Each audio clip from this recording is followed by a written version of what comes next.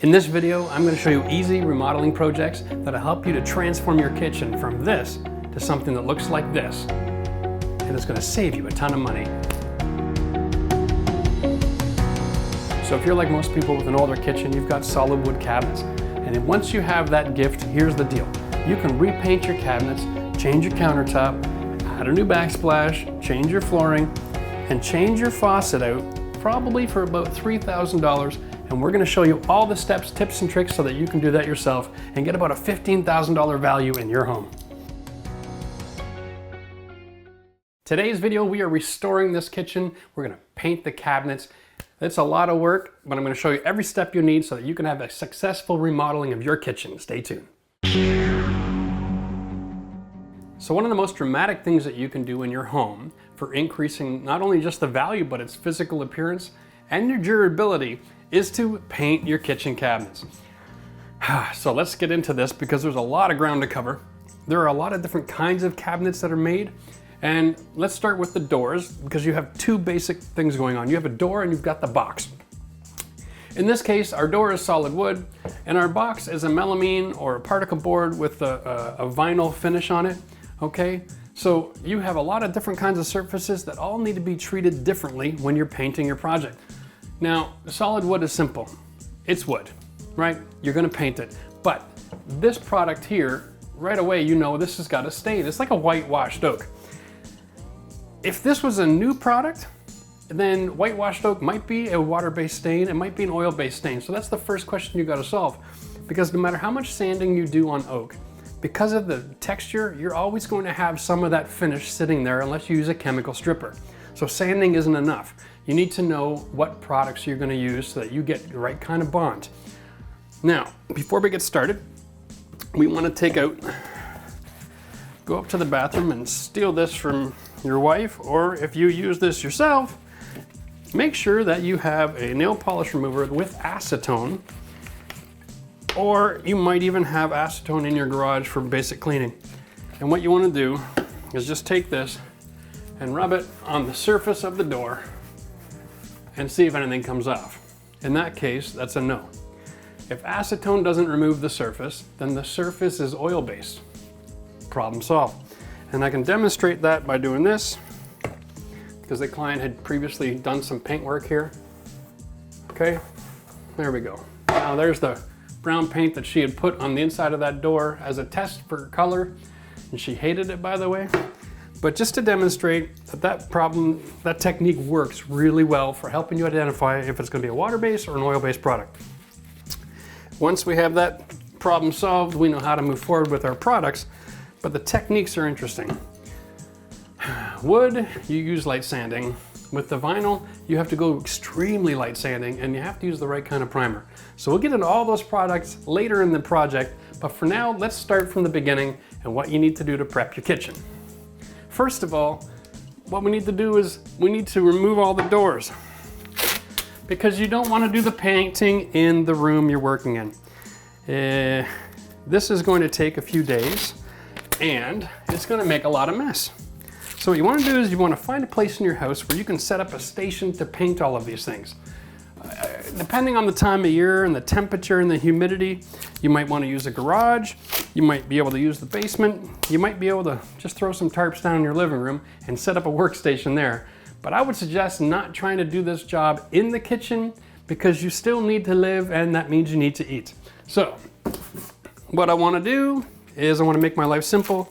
Because there are so many doors and drawers, I want to just get a piece of tape on everything in this kitchen and I want to mark down my numbers.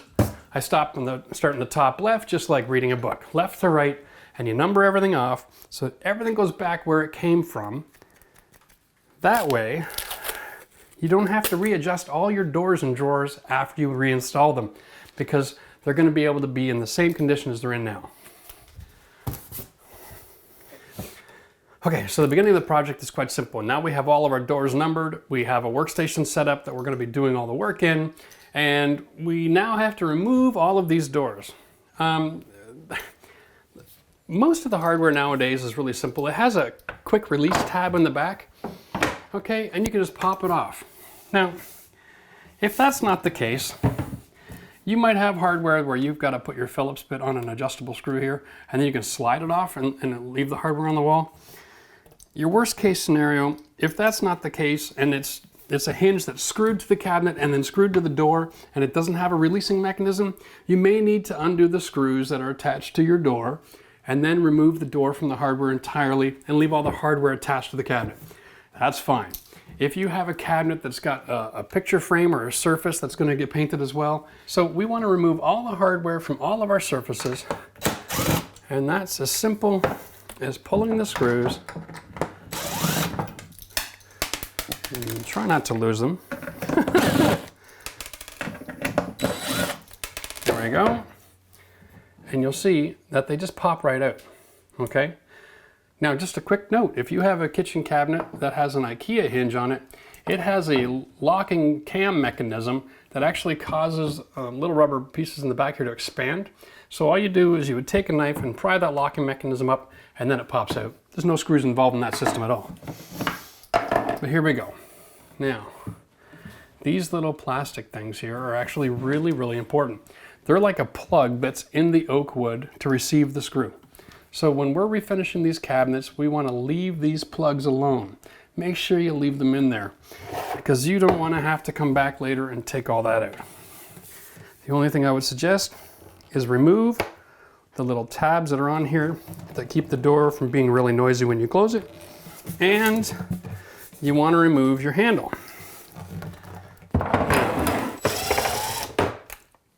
And pull the screw out. Now when you're refinishing your kitchen, if you want to keep the hardware and put the same hardware back on, you're going to save a lot of steps. But if your hardware dates your kitchen and you want to put in something new, then you have an opportunity. You can save this hole and drill a new hole with new hardware later. Or if you already have pulls on your doors and you have 2 holes, buy hardware with the same dimension on it. Okay, so if it's a 3-inch, buy 3-inch handles. And that way you won't have to do any filling and sanding and repairing of the door before you get moving forward. If they're in good shape and you're going to keep your hardware, this is a real quick process, okay? What you want to have your Ziploc bag. I prefer the freezer bags because they're really hardy. And you just throw all that in there. All your screws and bits. Okay? Close that up. Get out your marker and put on here number 6.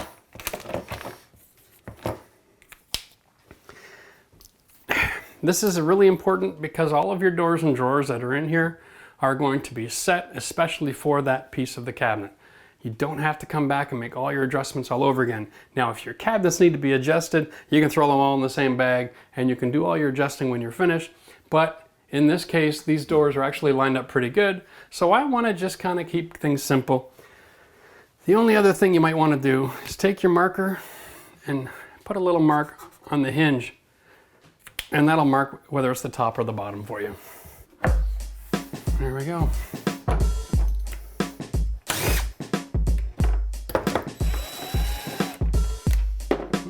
Very unique.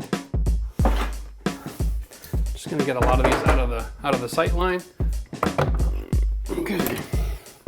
So you can see it doesn't take long to pull a kitchen apart if you got the quick release. You just spend more time on the other side taking all the hardware off the doors. But this is it. Now your kitchen is prepped. The only thing we're going to be painting in this kitchen because of this style is the actual little bits of facade that are on the side of the cabinets that are showing. You know, this little valance, I think the side of the pantry door over there is going to have to be repainted as well.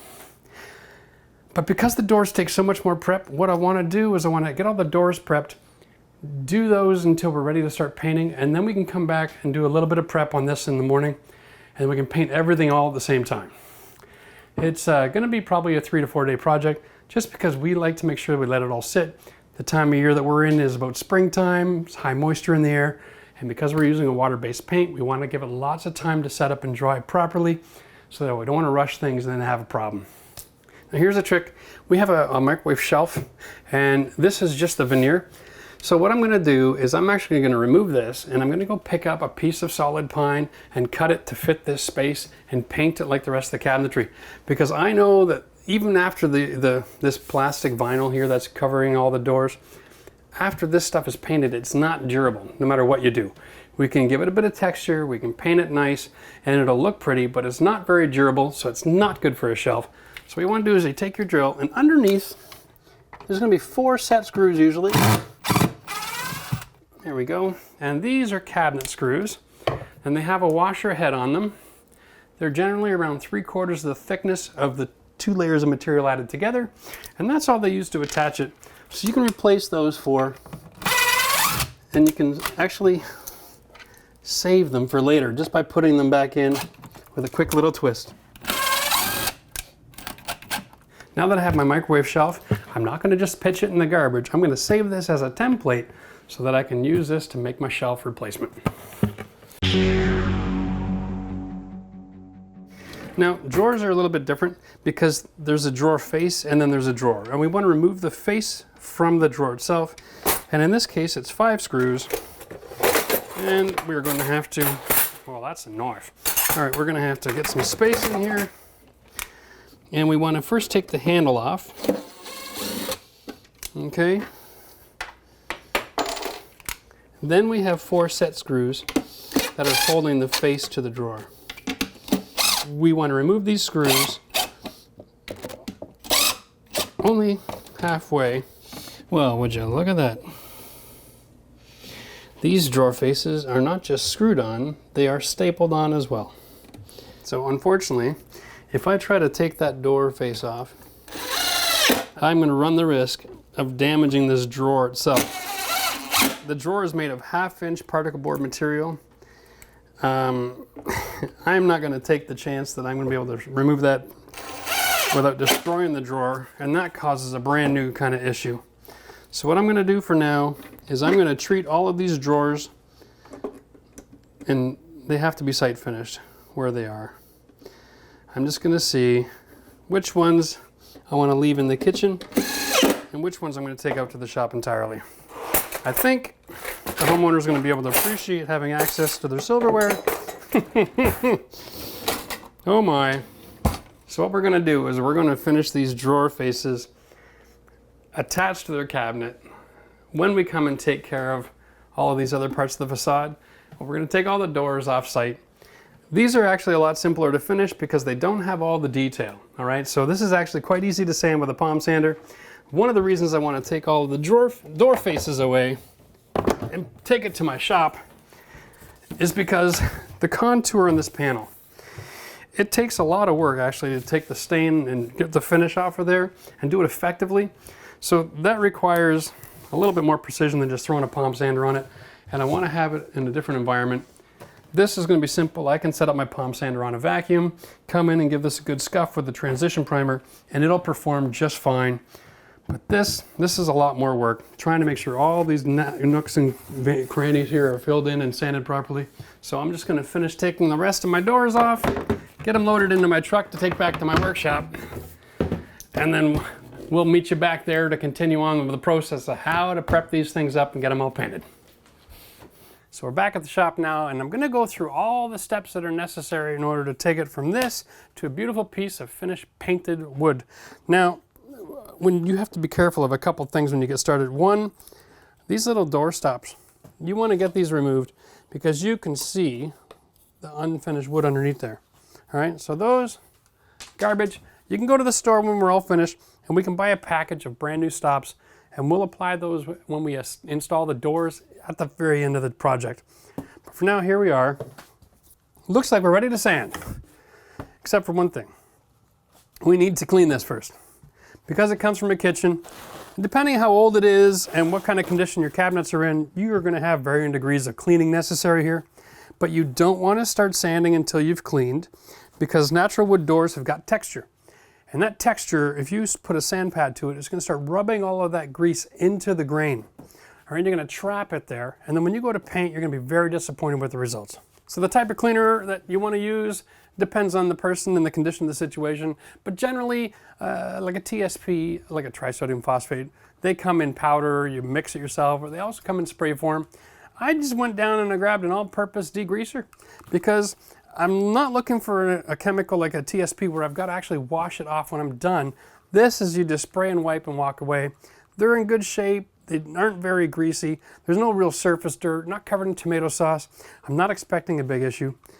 So we're just gonna spray that on liberally, and we're just gonna wipe it off with our blue shop towels.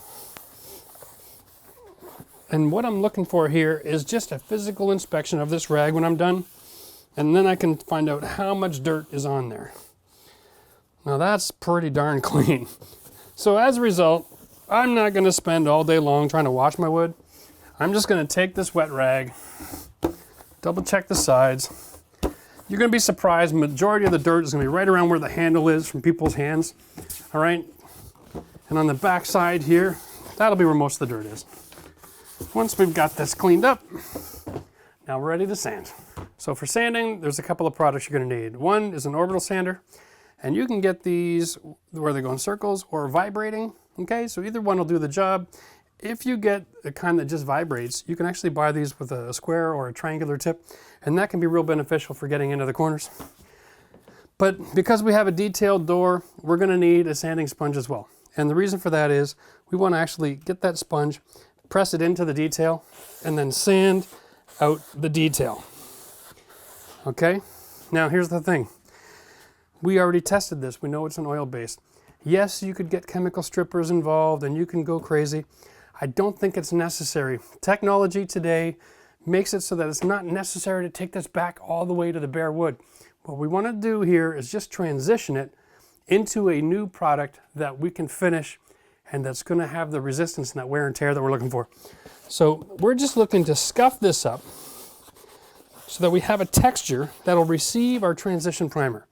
Once we have that texture, we can move forward instead of having to go back to the chemical strippers. If you're going to use an orbital sander, of course, we have to take precaution. There's a lot of fine dust being kicked out by that. So you wear your mask, okay? If you're dealing with really old cabinets, or if you're adding new products that are solvent-based, buy this one, okay? This is good for all of those odors as well that are dangerous in the air. This is just the particulate mask. This will take care of the odor as well. We're not going to be using solvents, so I'm not worried about it. I'll just wear this version of the diaper. Woo! Like a glove. This sander has two adapters. One is a cartridge filter, and that can attach, and then you're just running the dust right into this box. The other adapter is here, and this is actually designed to be attached to your vacuum. So you can actually vacuum while you're sanding. For the purpose of what we're doing here today, I'm going to avoid turning that vacuum on because that just gets a little bit too loud. And we're not really making a whole lot of a mess. Yeah. For sanding the surfaces, orbital sander, I'm using a 150, 120 grit. That's plenty. You don't have to go any more coarse than that. The only trick here is you want to line up the holes, relatively speaking, because that's what the vacuum is going to be sucking all the dust through the holes and then through your filter. If you don't line them up, the dust is going to go everywhere.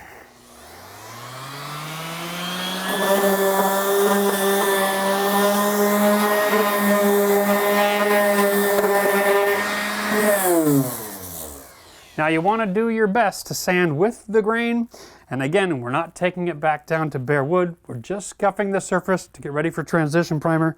So don't over sand, you don't need to spend all day long on this process.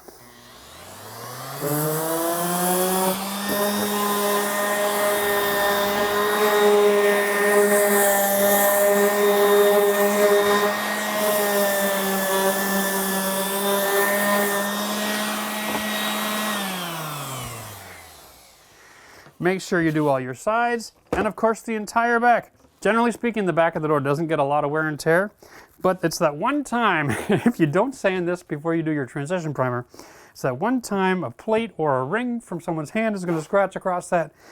If you don't prep it properly, it's going to disappoint you, so take the time and do it right. Now just a word, this particular hardware has plastic caps that went inside a pre-drilled hole. I'm going to do my best not to damage those or remove them, because when I put the hardware back on, there's nothing there to be worried about. I'm actually only going to see the context around it. So when I'm sanding, when I'm painting, everything, I'm going to leave these here and work around them, and I'm not going to be too concerned about what happens inside that area. When you're done sanding, take your cloth, put a little bit of your degreaser on there, and just wipe over your surface. Basically, what you're doing is just trying to remove the dust and the debris from the surface. That's all. So that our transition primer isn't going to be competing with the dust that's on there in order to get a good grab. The other thing you can do is you can hook up your air compressor with a blower and give it a good shot with that if you have one handy. That is a great way to finish this as well.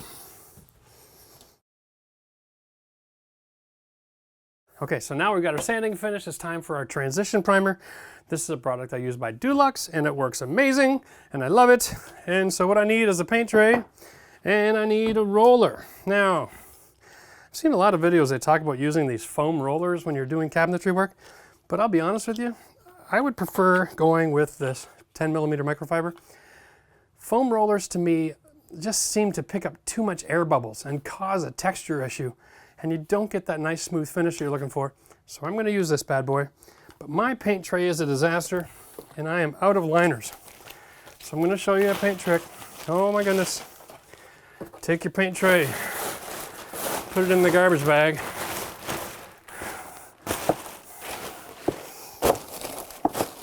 Instant liner, okay?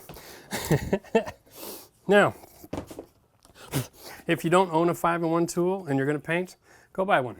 This cleans rollers, opens cans, helps to repair the drywall, puts dents so you can fill them up, and it is the easiest way to open up a can of paint. All right.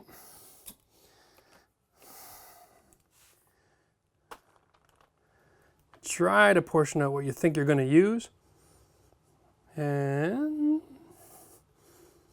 there we go.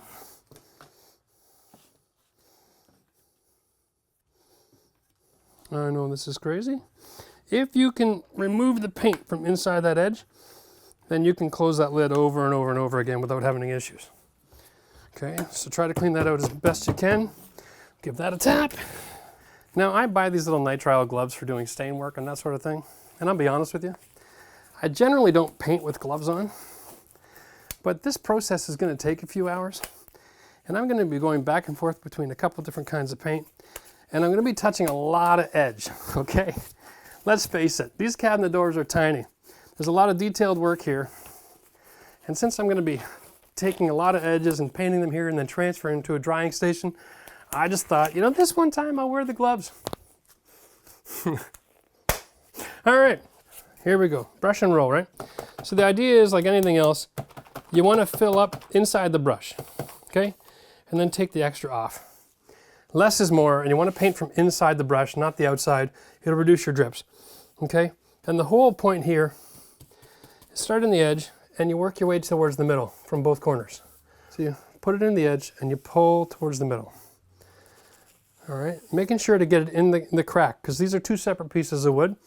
So you want to get that nicely filled. I would hesitate trying to fill it with any kind of caulking. It's going to cause you a great deal of regret. It's not going to finish nice. Now, if you get any brush lines, make sure you pull them out, okay? There we go. Now, I'm going to show you another trick. Because this channel is full of nothing but tips and tricks. This is my new favorite friend. I love this product. I've been using it for years. Anytime I'm doing a minor patch or stain kill or anything that I need a good solid primer, my favorite trick for this is actually an old set of stairs. I can spray all of this down on the oil paint and then finish a couple of coats of latex over top of it and make it look brand new. If you want to make your life simple, this one can will do a kitchen. Now I'm not going to suggest you spray the entire door with this, but because the detail that's in this door, if you want to make your life easy, you can use this as a spray primer just for the detail. And this is a shellac-based paint, and it is like a spray paint, of course, so it will drip and it will run. And if you have any of that, just wipe it off out of the way and then let it dry. Okay? If you get proficient with this kind of product, you can prime all of this detail in just a few minutes, and it'll save you a lot of time and effort. All right? Of course, in order to finish your priming, you can use the brush on these edges here. All right. I'm going to suggest that you do all four sides of the edge while you have this out. okay? And you want to follow with the grain. And don't worry too much about the texture of the surface. We are going to sand between coats, so don't get hung up on that. If you have paint pooling in a corner, or you have a big bubble, by all means get it, but don't worry about brush lines. Just want to clean all this up. There we go. Look at this. I'm still working from inside that one brush. Amazing how much paint a brush will hold. Once I have all 5 sides done, I'm going to pull out this thing here, my trusty roller, and I'm going to roll the inside. I've already got lint. That's great. Now you'll see the process here. You're going to have a lot more paint on here than you want, okay? And this is the danger, and this is why I'm showing you the hard way first. There's more paint there than you want as a surface primer. All right? If you're not careful, you're also going to get it all over your edging. And you're going to be back and forth like this all day long, just priming up your door. Not necessary. So the way you solve this problem of having too much paint on a door is sand all your doors first, and then when they're ready to go, cut all of your edges. Then go back and put some paint on, and then go to the next door. Do 2 or 3 at once with the full roller. And then you can come back and stretch it all out, okay? And you'll see that when your roller is dry, you have a lot more control. You can even do all of the flat surfaces if you don't want to use your brush. Okay? Again, it comes down to comfort, but I prefer to do all my flat surfaces with the roller instead of a brush. Now all we do is take this, set it to our drying area, and you can set this up anywhere you like. I think the best for me that I found is just get a couple of 2x4s, lay them on the ground in a corner, and stack all your doors across that. And that's a perfect way to let them dry. It takes about a half an hour. So once your door is primed and it has dried completely, usually let it have a good couple of hours. Don't be in a hurry here because you are going to use a mechanical sanding machine and you don't want to sand all of this off real easily. If it hasn't had time to dry and bond properly, you're going to be disappointed and have to paint them all over again. So what I would suggest, if you have the time and the patience, prime everything one day and then do your first coat the next day and then your second coat after lunch. And here's why. We are going to be switching out our sandpaper and we're going to go from our 120, gotta love the hook loop, and we're going to switch that over to the 220. Now I like to buy them in different colors because then it keeps me honest and I don't forget that I got to switch it out. Again, line up the holes, get ready to go. Once we're sanded, we're going to be using the Dulux melamine paint. I've seen a couple of videos done with this kind of product and they're talking about using something that's not an eggshell, but it's not semi-gloss, somewhere in the middle. This product here, it's amazing. It's a melamine paint, so it gets you that nice smooth finish without the semi-gloss shine. It's also got additives in there, so it's really, really durable and it'll really help your kitchen cabinets perform. So if you haven't seen this product used before, feel free to stop by the Dulux stores or PPG Paints and have them talk to you about the benefits of this. I love this stuff. I've worked on it before doing some custom work in kitchens and really pleased with the results. Because we're sanding, I should put this back on my face. God help us all. Okay, here we are. Now, we've got our 220 pad, and again, this is really simple. We're just trying to take off any little bumps that are sitting in the paint so that we have a nice surface texture. I'm not trying to take this back to the wood, of course. Just a quick run.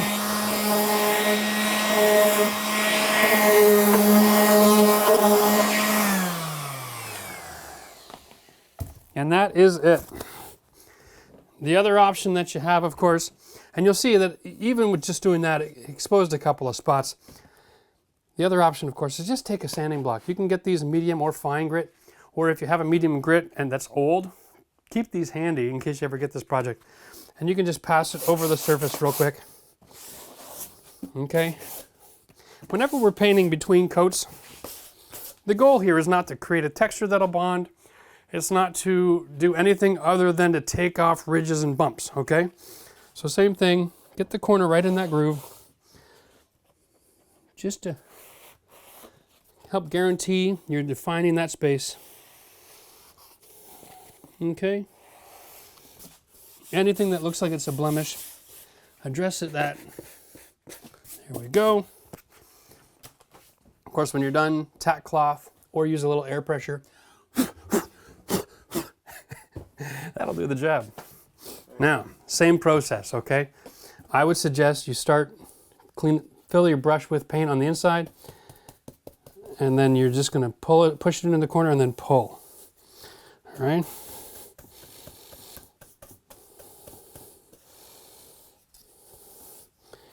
And then just clean it all up. Make sure that there's no ridges, all right?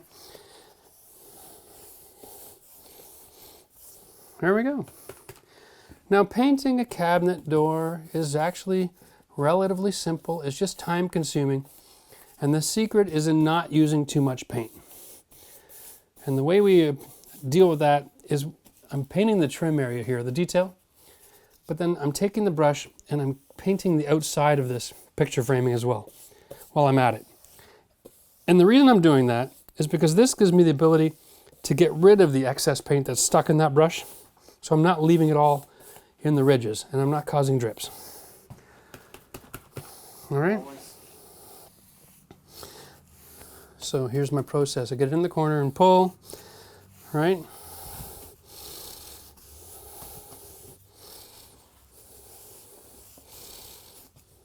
Now, I'm going to pull in the direction of the grain here,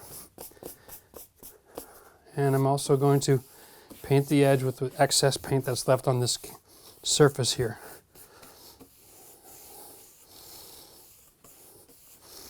One of the things you want to be careful of when you're painting is this concept of less is more.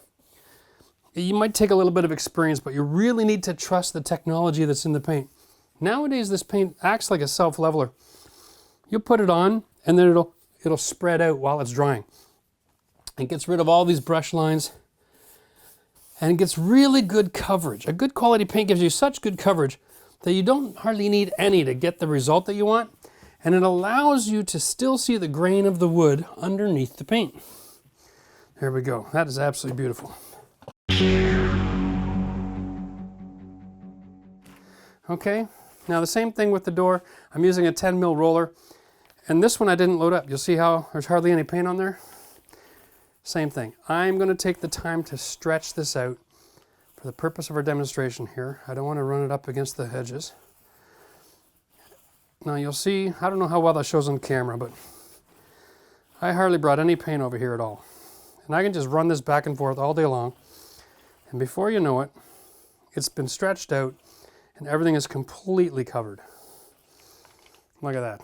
Now, to duplicate the same texture on the sides, just run it over real quick so that you don't have a different texture left from the roller and the brush on your flat surfaces. Done. Now we want to, of course, do the sides as well.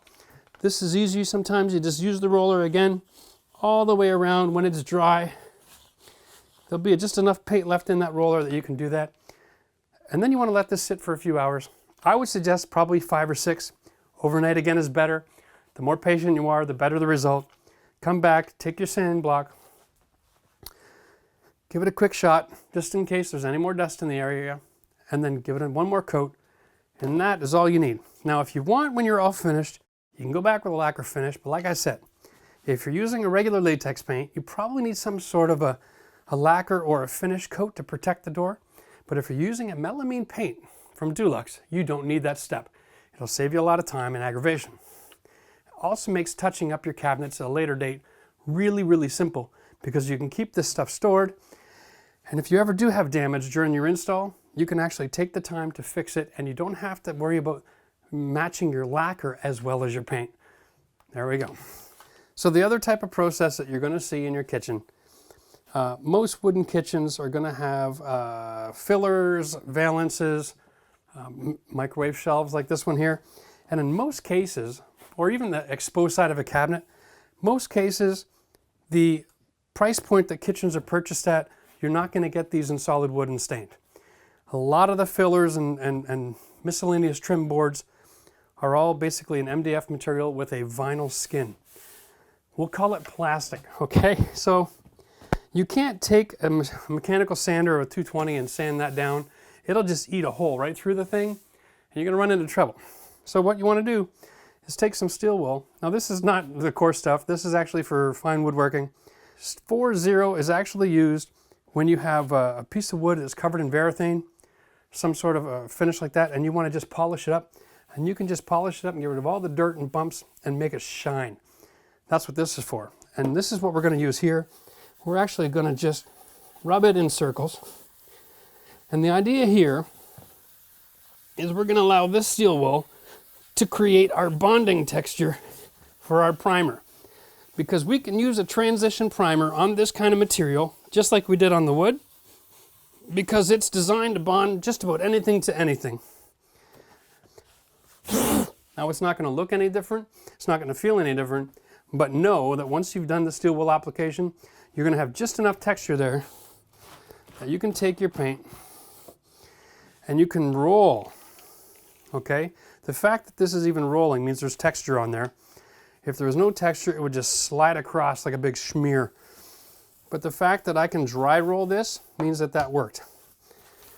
Here we go. I got just enough texture, even dry rolling. That is brilliant. And again, what we're doing here is we're relying on the technology of the materials that we're using. We're not relying on the texture of the surface. This transition primer, once it gets a chance to bond properly and cure, and your finished coat of paint gets a chance to cure, you'll be able to put this microwave shelf back on, and slide your microwave in place, and it's not going to cause any damage at all. Okay, so once your transition primer is dried, go back to your mechanical sander. You can then use your 220 sandpaper just like any other painted surface. Again, when we're doing our sanding in between coats, what we're dealing with is the surface of what's painted, not what's underneath. So all of a sudden, now that we've got our transition primer on here, we have a brand new surface, so just treat it like any other painted surface and you'll be fine. Okay, so we are back on the job site today. Today is the day we have to handle all these little miscellaneous elements. The skins beside the hood fan, gables on the cabinets, that sort of thing. So I guess your first step is clean out your room. We got to remove the fridge, we got to remove the hood fan, and then we can TSP all of those surfaces, make sure they're also free from grease. Double check, quick note, nowadays a lot of the kick plates around the cabinets are also done in a vinyl skin. So that's the way it is here. That has to be cleaned and painted as well. Don't miss that element. I know it's underneath the cabinet, but if you miss that today, a couple weeks from now, you'll be sitting down for dinner, look across the room and go, oh my God, look how ugly that is. So we're gonna prep the room, make sure it's all ready to go. Use a couple of black garbage bags on top of the counters and appliances. That way it acts like a drop cloth. I like to use the black bag just because if I have a drip or I see I'm making a mess, it's really obvious to me.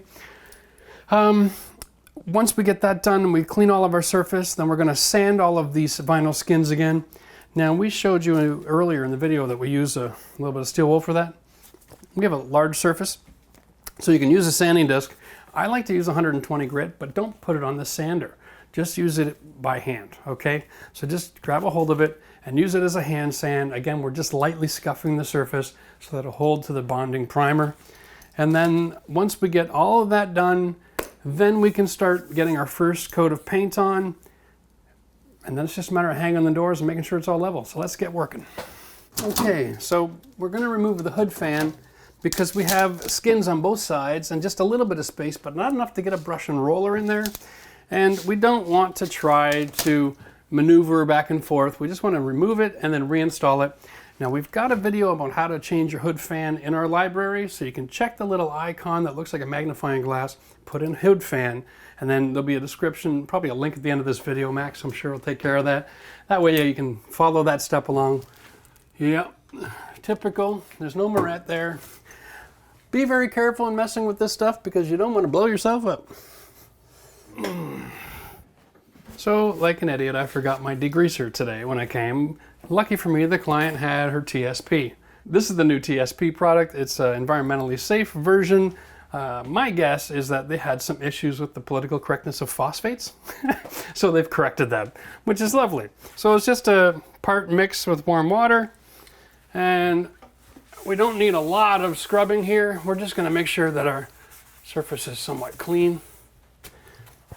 Again, just removing the grease because because we're not going to use a lot of mechanical sanding. I want to make sure we got a good surface to bond to.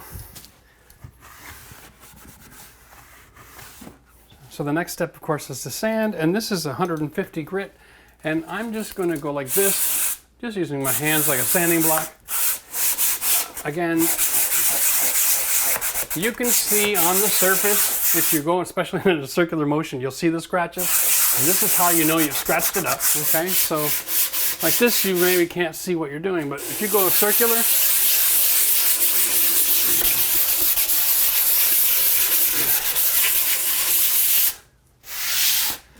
if you're going up against the wall, just fold your paper in half and put your hand in the way so it acts like a guide so you're not going to scratch the wall. Set that and go. So then when you're done, before you paint, just take a damp cloth or a tack cloth and just wipe real quick to get the dust off the surface. There's no sense painting that in because then that's just one more thing you're going to have to sand off later. So again, this is our transition primer. We're going to be cutting and rolling. Now, cutting is just a fancy word for using a brush to draw a line without making a mess. So we're going to put the heel of the brush in on the angled brush and then push the tip. So go heel the tip. Then we're going to run a brush line down the side of that cabinet so that we don't make a mess on the wall. If you follow this technique, you won't have to use tape and seal everything off. And now if you want to, you could tape everything off, of course, but I prefer to brush by cutting in. I find I can paint just as fast as most people can tape off a room. I can have the whole room painted. So I've learned not to use tape when I paint, even on something like this. Now when you get to the front of this cabinet, we don't want to paint the surface, all right? And if you use the roller here, you're going to make a mess. So use your brush and cut that edge as well. And the secret here of not getting any paint on it is when you get to the bottom, if the metal part of your brush stays level with the bottom of the surface, the bristles will all be coming away. If you go down like this, they'll curl underneath and make a mess on the bottom of the cabinet. All right, it's the same thing here. We're going to go down and pull a heel off. All right. Now we have our edge defined. We can take the roller, but basically, there you go. With a little bit of pressure, you want to just kind of move whatever paint you have there around to even out your texture. Here we go. When you're done your surface, take a cloth, set it up, and just do a quick run down each edge. See, look at that, I found a little bit of paint. Do the bottom as well. Ah, nice and clean. Better to do it now. It's hard to clean this transition primer off later if you find it. So keep it clean as you go because it is a transition primer and this really bonds to just about anything. Do some of this without getting any paint on the wall.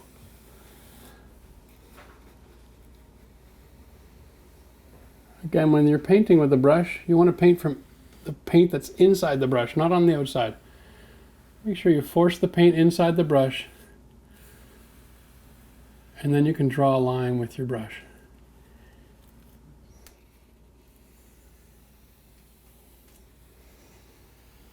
So you can see that in the beginning we taped all the doors and drawers off because we were going to remove the faces.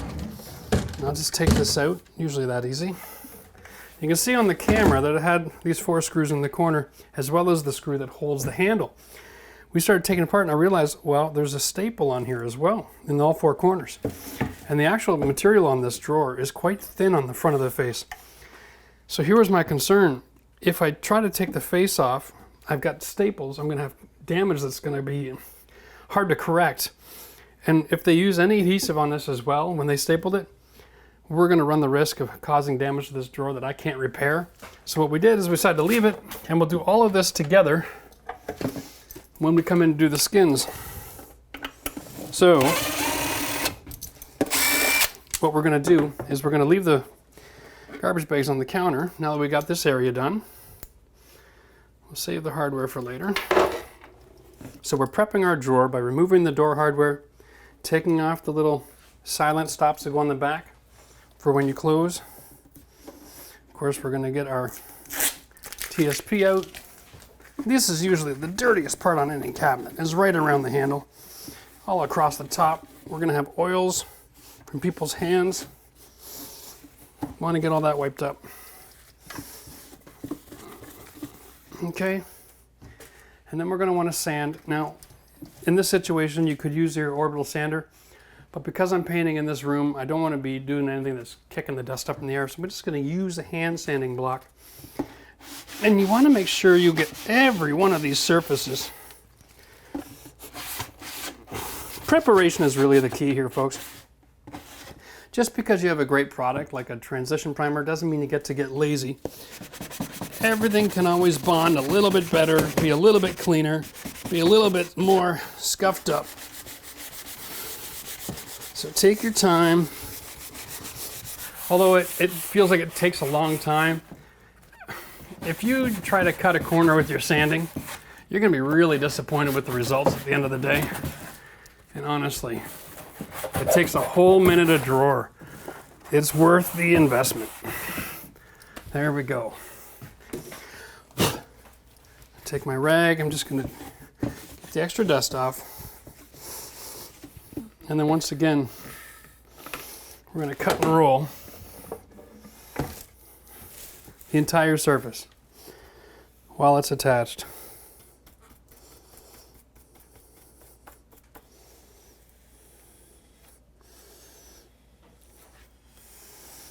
Really want to just get all these edges.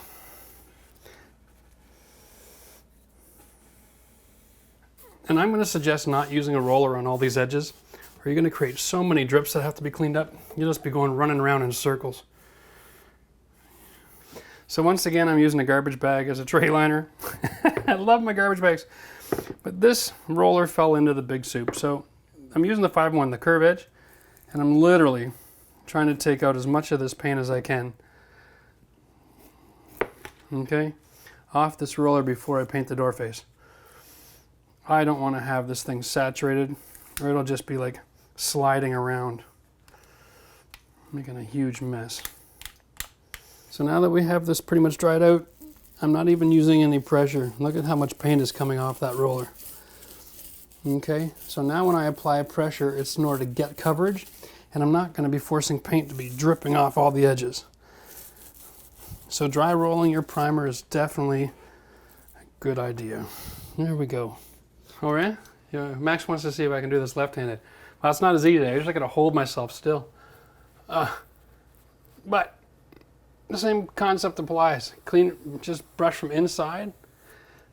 And it's all about technique here, not speed. Watch the heel of the brush. I am not left-handed. But if you follow the technique, it doesn't matter how good of a painter you are, the technique is solid. There we go.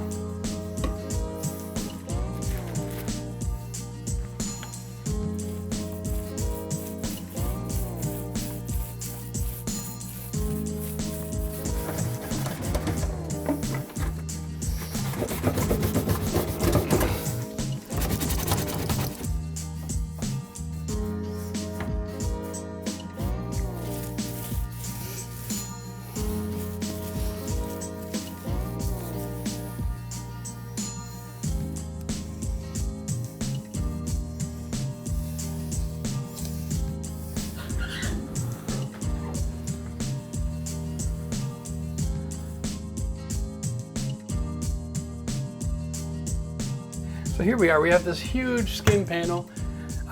My suggestion is just keep the same 6-inch roller. There's no real reason to set up another paint gear with a traditional roller. I know it seems like a lot of space, but invest a couple minutes rolling it. You'll end up with a nice product. Or you're gonna end up spending 10 or 15 minutes just cleaning up the other roller anyway.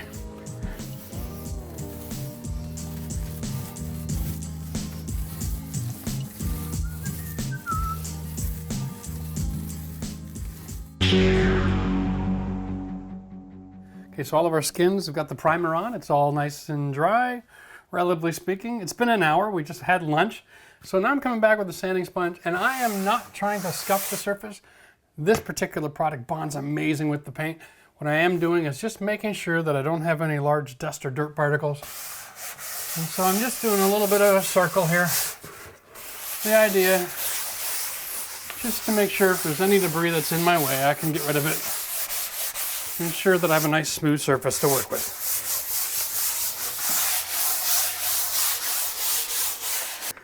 Just a little tip when you're working with your paint, pour out enough that you'd only leave about an inch, inch and a half in the bottom of the can. That's perfect. Because now my brush, I can force it into there, clean off all the paint that's on the edges. And the only thing that's left is paint that's inside the brush, not on the outside. And that is how you cut without making a mess. And that is our color. I got paint on my hand. This is like a really sticky paint, man. Yeah, you don't want to get it all over yourself when you're working. All right. Well, the secret to rolling with a material like this, because it has the ability to cover such a huge amount of space with such a little amount of paint, is you really want to stretch your first roll mark out over a large area. Then you want to go back and then just push the paint around it, cover it up. Okay? And then as you're finishing, hopefully your roller is dry enough that it leaves a nice consistent texture. If it's not, go rub some paint off somewhere and then come back so that you have a nice consistent texture on the wall. There we go.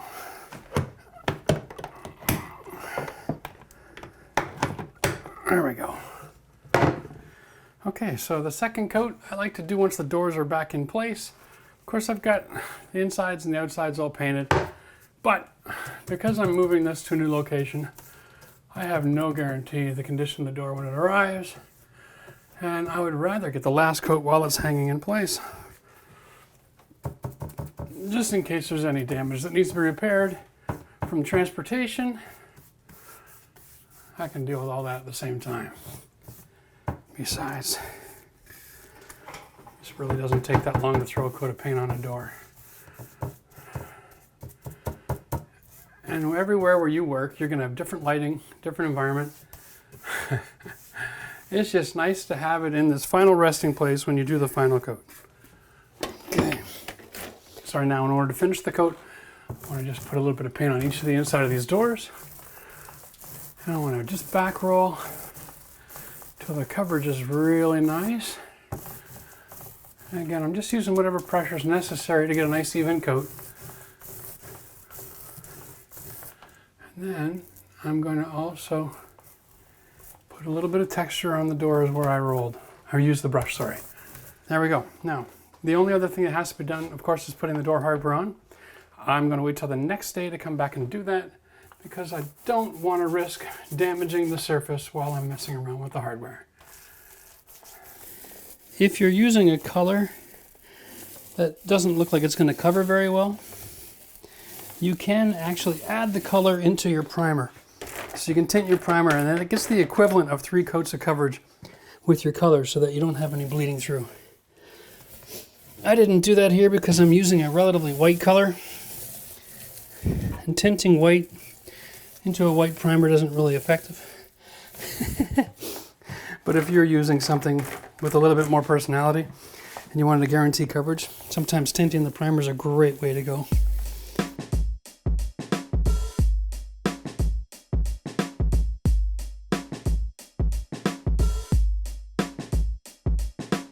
I don't know how well the camera picks this up, but because we're dealing with a natural wood, there's some areas here where this joint is. You can see some light brown staining coming through. And generally speaking, that's just the sap from the oak. It's very here and there. Oh, there's a lot of it on this corner here. Wow, yeah, that really shows. You can see that?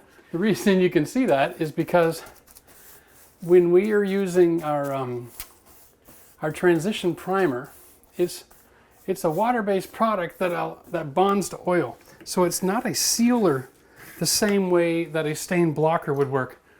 So what you're going to find is when you're done, you want to give yourself about a week, maybe even 2.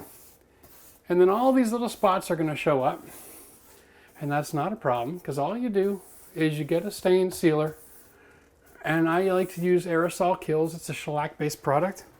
It's the same product I use to seal all of the detail. Like you can see this was done in kills, no dark yellow. Where the kills didn't show up, the stain comes through. So we'll wait and find out where all the stains are that come through. And there might be just a few spots, it might be all over the place, it doesn't really matter. Once it's all made itself apparent, then we're going to come back, give it a stain block, a little touch up. Something like this, because this product takes 30 days to cure, there's a possibility that over the next few weeks there's going to be a couple of nicks and scratches. Don't get worked up over it. It takes a while for paint to cure. So this is the kind of process, make it look like it's done in a hurry. But unless you're going to let these doors sit for a month and you're going to add spraying a blocker everywhere, this is what you're in for. So don't be alarmed. And if you have this kind of work done in your house and you see that there's stains coming through, it's very normal with solid wood. So don't get worked up over it. Just call your company up who did the work, inform them that they're going to have to do a service call, book it a few weeks away so that all these different areas will show up, and then you'll get it all taken care of, and you can live happily ever after. Well, that's pretty much it. We're just finishing the last coat on the last couple of doors here, and we're going to be back in a couple of weeks. We'll tag this on the video, but we're going to come back and do the stain blocking. I know that's going to be an issue. I see some places already, even after 24 hours. There's bound to be a few more issues that'll poke up, heads up by then. So we'll just wait to deal with it all at the same time. And who knows, maybe by then we might even have some other work to do. Okay, so it's been a couple of weeks since we put the cabinet doors in and got the paint job done. But since then, of course, the granite guys have come in. They've done a measuring and a reinstall of the countertops. Now these are beautiful quartz. And I'm here today because I need to reinstate all the plumbing. And we have a beautiful sunny day, which is the perfect time to do our touch-ups on our doors. When we did the install originally, it was a little overcast, kind of late winter, but now spring has sprung and I am able to see all the minor imperfections. Little places where the grain of the wood has absorbed the paint more than the texture next to it. So I can see, you probably can't even see it on the camera, but I can tell I need to hit something here. I needed one more coat, right? Because there are highs and lows in the grains. There is a different material in the wood that the paint will react and respond to differently. And you'll get different levels of absorption. And you want your finish coat to be very consistent. And so in this kind of light, you just pass back and forth and you can see all the areas where you just need a little bit of a shot. Now we're really pleased because we didn't have any rubbage. There's been no damage in using the kitchen. So obviously our primer and paint technique has been very effective. But this is just a little quality control. One extra step that, generally speaking, nobody in the industry ever takes time for. And that's making sure that on a beautiful, bright, sunny day, it looks just as nice as it did when it was all cloudy out and we were relying on the lights of the room. But it is amazing how different things are in natural light. Okay, so here we go. It'll probably take 15 or 20 minutes. We'll just run around the room, have a good look, make sure that all of my spots I'm happy with. Nice. And of course, I can only look at it from one direction here. Okay, we'll also inspect inside the cabinets, looking for any of that staining. Not seeing any issues here at the moment. I've already contacted the client and asked if they've seen any discoloration, and there hasn't been any problem. Well, there we have it. That's the whole system for repainting the existing kitchen. This allows you to get a brand new look without the expense of changing all the doors. Now the thing is it takes a little bit of blood, sweat, and tears. Material cost for this project was less than $100, all right? A little bit of primer, a gallon of paint, and of course, we put the new stickies on the back of the door, the new bumpers, so everything is nice and soft. I'm really pleased with the way this turned out. It took probably about 2 hours to level off all the doors again. That can be a bit of a trick, okay? So expect to have some time to be patient there. But other than that, the process is simple. Prep, prime, paint, paint, paint. Put on the hardware and you're good to go. Brand new kitchen. So if you like this kind of content, give us a thumbs up. We appreciate the interaction. questions. I'm sure you're gonna have questions, put them all below. I will answer those questions every single day, and we'll help you get through your project too. See you next time.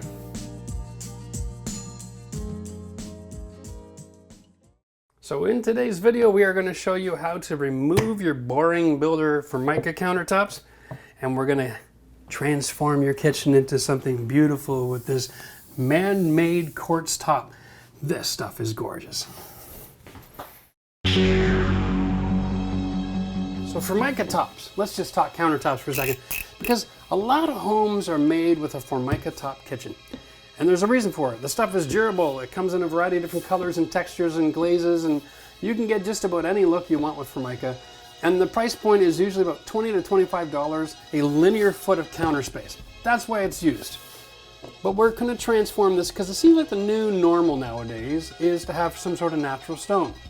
And that's a bit of an oxymoron because we're going back with quartz on this job, which is not natural at all. It's a man-made stone. And you need to understand that if you're using man-made stone in your kitchen, it's been made with a resin and it does not handle heat very well. So make sure you never put a hot pot on your quartz. That being said, let's show you how to remove this stuff. And it's really quite simple. Again, we're cutting silicone. It's amazing how much silicone is used in a house. All right, so for the most part, countertops are installed with gravity. But because Formica is installed on a particle board and it is not always flat, it is screwed down. But it's not screwed from the surface, it's screwed from underneath. So as long as you know where to look, usually 4 corners,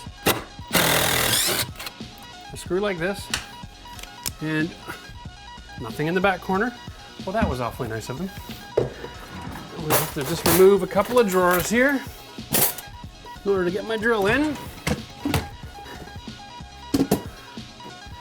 We'll lean into the back. Here's a screw here.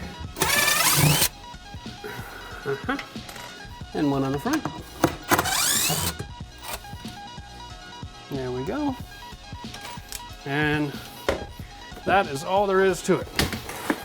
Now we'll put the drawers back right away because we don't need to have access to anything when we put our cords back because it is so heavy. If we've done this right and they tiled this right, this countertop is now no longer attached to the cabinet, and there should be a small gap between the stone and the countertop that's been covered with silicone that we've cut. We should be able to just slide this right out. I'm gonna move the stove just a little bit. Get a good grip here.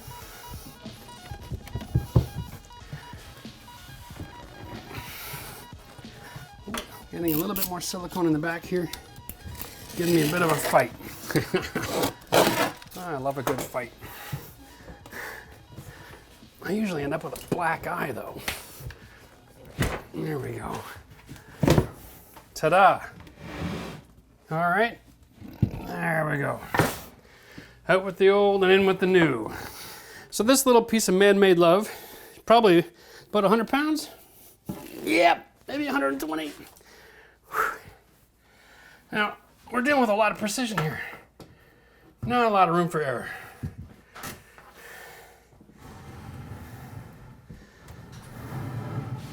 We'll get it up here first.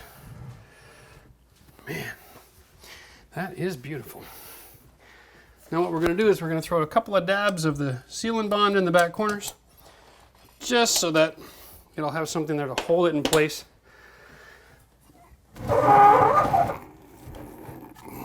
Not that it needs a whole lot of help. It's not going to jump off, but it may slide around. Here we go. And then I'll just lift the front and throw a little squeeze in here too.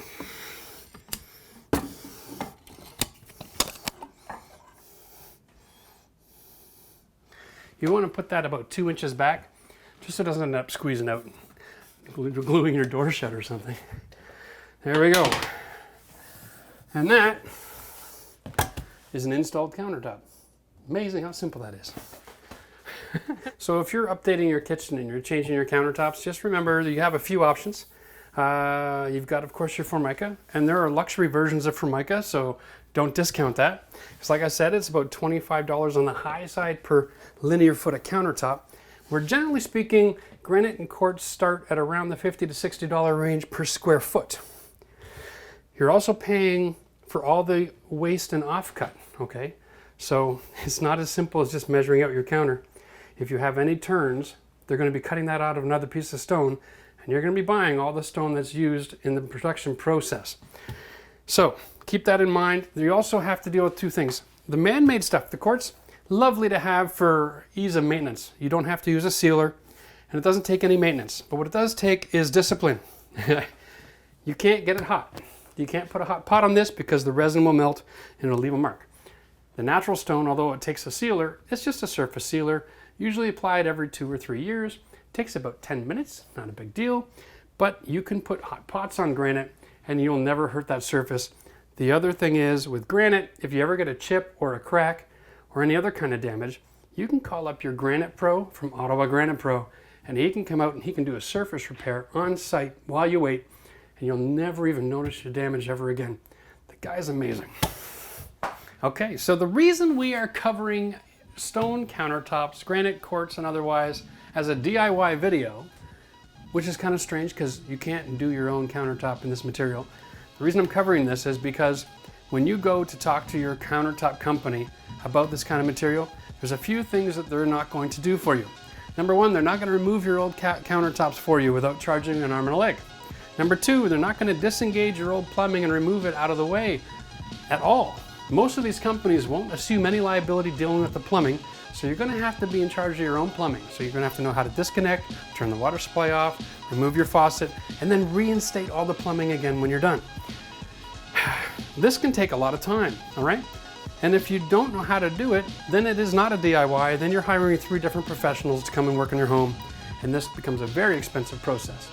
But the reality is, this whole brand new kitchen area here, including these 2 pieces of quartz that are seamed together perfect, you can't even see it, unbelievable. This whole project here was just around $2,000, and since we're gonna do our own plumbing, it's not a problem, very affordable. And since that's the new standard in new homes today, good luck trying to sell an old house with old counters, because anybody who comes into your kitchen is going to see and go, whoop, guess we're gonna have to find a house that's got a finished kitchen. Most people don't want to renovate after they just finished buying. So there we go, we're done talking countertops today. Just a quick overview. All I'm gonna do now is try to get this customer's plumbing back together before the weekend. And if you like this kind of content and information, hit the thumbs up button. And if you have questions, ask them below. My God, I love answering them for you, helping you guys out. And maybe this time I'll say it, okay, subscribe to the channel if you haven't subscribed. I haven't been asking a lot of that lately. We've been having great response and really enjoying the growth of the channel. YouTube's been great, and we're just loving being here. So keep the questions coming. Looking forward to talking to you next time.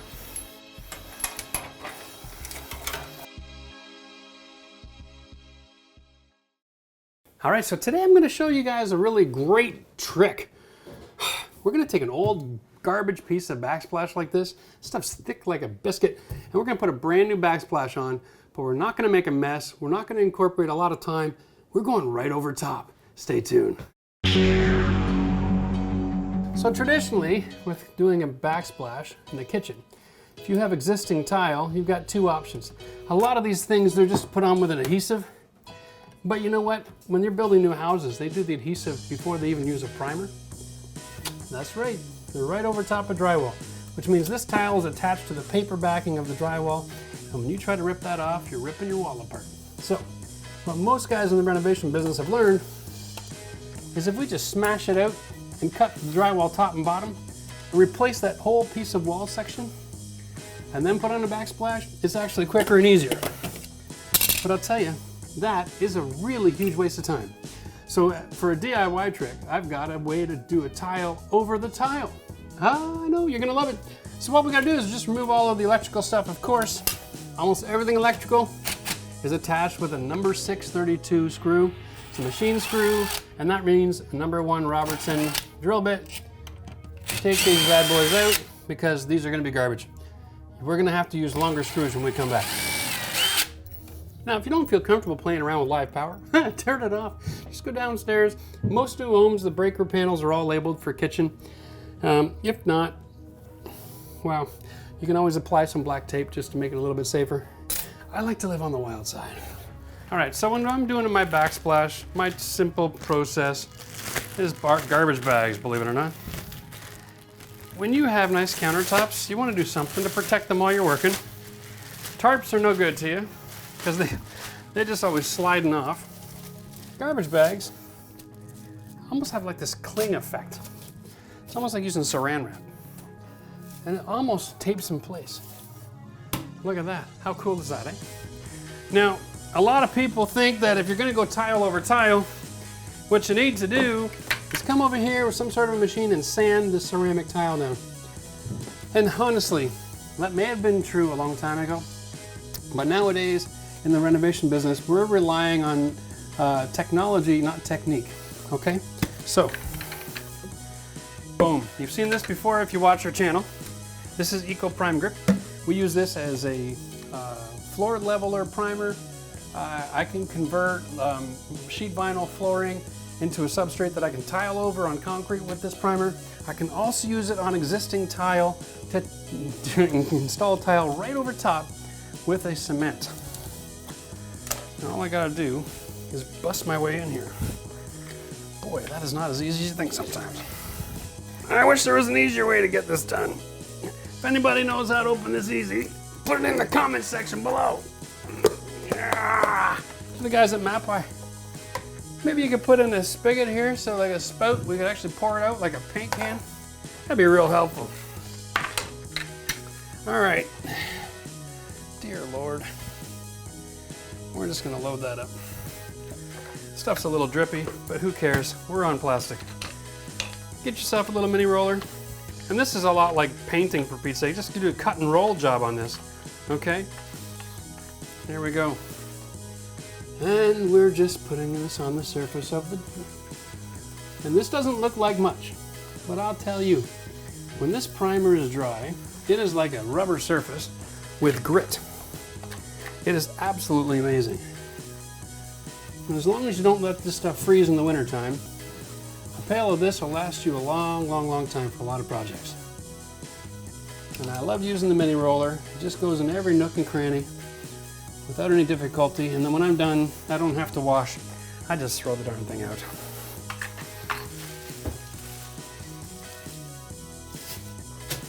Now remember, this is a dry area, not a wet area. And according to the tile recommendations of the International Brotherhood of Guys Who Like to Tile, then we need to get about an 80 to 85% adhesion. So if you don't get every square inch of this stuff on here, don't worry about it. Backsplashes don't get a lot of abuse.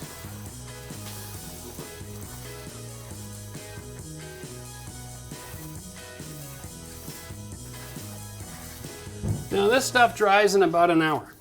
So do your primer, clean up, walk away, and then you can pull out all your tools and get set up for doing your backsplash. By the time you're all said and done, this should be dry and ready to go. I'm loving this product because it makes life quick and simple. If I was to do a demolition approach here and then a reinstall, it would probably take me better part of half a day just to be at the same place as I'm gonna be in here in about 15 minutes. Okay, so here we go. Just about done. We are gonna go grab a coffee while this stuff dries, and when we come back, we'll show you how to install, and this is beautiful. This is a subway tile we're gonna use. It's like a 2x12, I believe. It's a ceramic, it's very simple. It's gonna have a little bit of depth of color in the gray scheme, so it'll really nicely tie everything together. I'm so excited about this. Ceramic tile, $3 a square foot for Backsplash. That's the way to go. So this is the stone that we picked out. This is a ceramic tile, it's 2x10. It's very simple, it's got a beveled edge, which is nice. So you get the little bit of texture on the wall with a nice cleaning surface, easy to wash. And what I've done is I've laid this out just to measure it off, okay? So whenever you're doing tile, you really want to think about the layout before you get started. It's not an afterthought. And what you do is you want to measure off your gap. Countertop to cabinet, 16 1/4. I've already gone and checked. The entire room is within 1/8 of an inch of that. So what I really want to do is I want to create an environment where I'm installing this stone at 16 inches, okay? Now you have an option because we're going to be using these grouge spacers. You can go with a 16 or a 32nd inch or even a 3/16, okay? So you can have the ability to manipulate a little bit. And generally speaking, backsplash tile are all designed to fit that gap of an 18-inch gap between upper and lower cabinets before countertop. So as long as your countertop is standard, and in our case it's quartz, it's 1 1/4, we're in good shape. So this is really easy to work out. So now I've measured off 16 inch using a 1/8 inch spacer. So I know that I'm going to go full tile from counter to cabinet all the way along my backsplash. And I'm not going to have any ugly cuts near the top. And I'm not going to have a big gap to fill with nothing but grout later. So very important when you're planning, know the dimension before you go and buy your stone. Just in case it's a little odd, you want to be able to pick something out. It's not going to have slivers or huge gaps left. Other than that, the only thing left to do before prepping is move the hood fan. What I did is I took out the screens, just backed off the 4 screws a little bit, slid the whole thing forward and tightened it up again. There is a gap between the hood fan and the cabinet on both sides, and so we want to make sure that we get tile up in and behind that, and then we can reinstall this hood fan, pushing it back to the wall.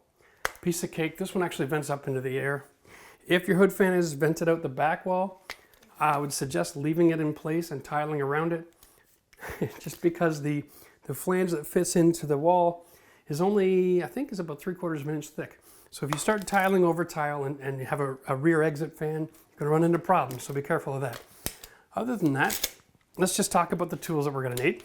All right, so our tools are very simple, and I love this because I'd love to be able to show a very simple combination of tools for doing work at home. Here's my little tile cutter. It's a Brutus cutter. It's designed for 12-inch stone, great for backsplash. I'm going to need a drill with a #1 Robertson bit. All of these electrical switches and plugs need to be backed out and pulled away from the wall. Just some tape, a marker, knife, float, and a trowel, and my spacers. And of course, a measuring tape. And you are in business. So with the basic tools, you can be able to do stonework yourself. The only thing that's missing here is our grinder. It's set up outside. We're going to cut all of our stone with the grinder outside, just so we don't put that dust in our atmosphere here. All right, so when you're doing a backsplash tile, you don't need a whole lot of tool, just a small pail. You can use your grout mixing blade here. All right, that'll work fine. We're just going to make a 1/2 pail of cement. And the reason I like mixing it in this is because I can have it sitting on my counter and it's really simple to work from. I'm not using a lot of cement in the application, so there's no sense having a big pail up there since it's too hard to work with. We're using the ultralight cement from Mapai, and the reason we're using this instead of an adhesive is because of our primer. It'll bond much better to a cement than it will an adhesive or a glue. So here we go, tricks for the trade. Always put your cement into the water, not the other way around. And in this product case, a little bit of water goes a long way. Don't need a whole lot of drill for this either. Just on low speed.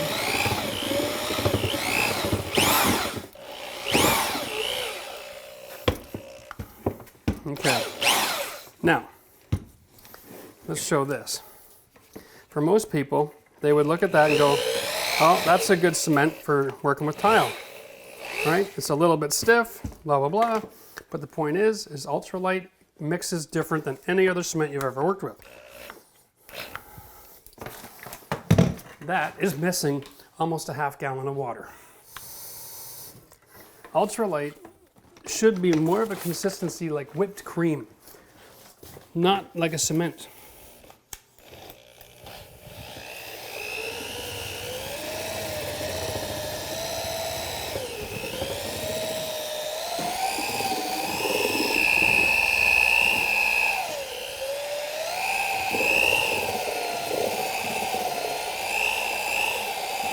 Here we go.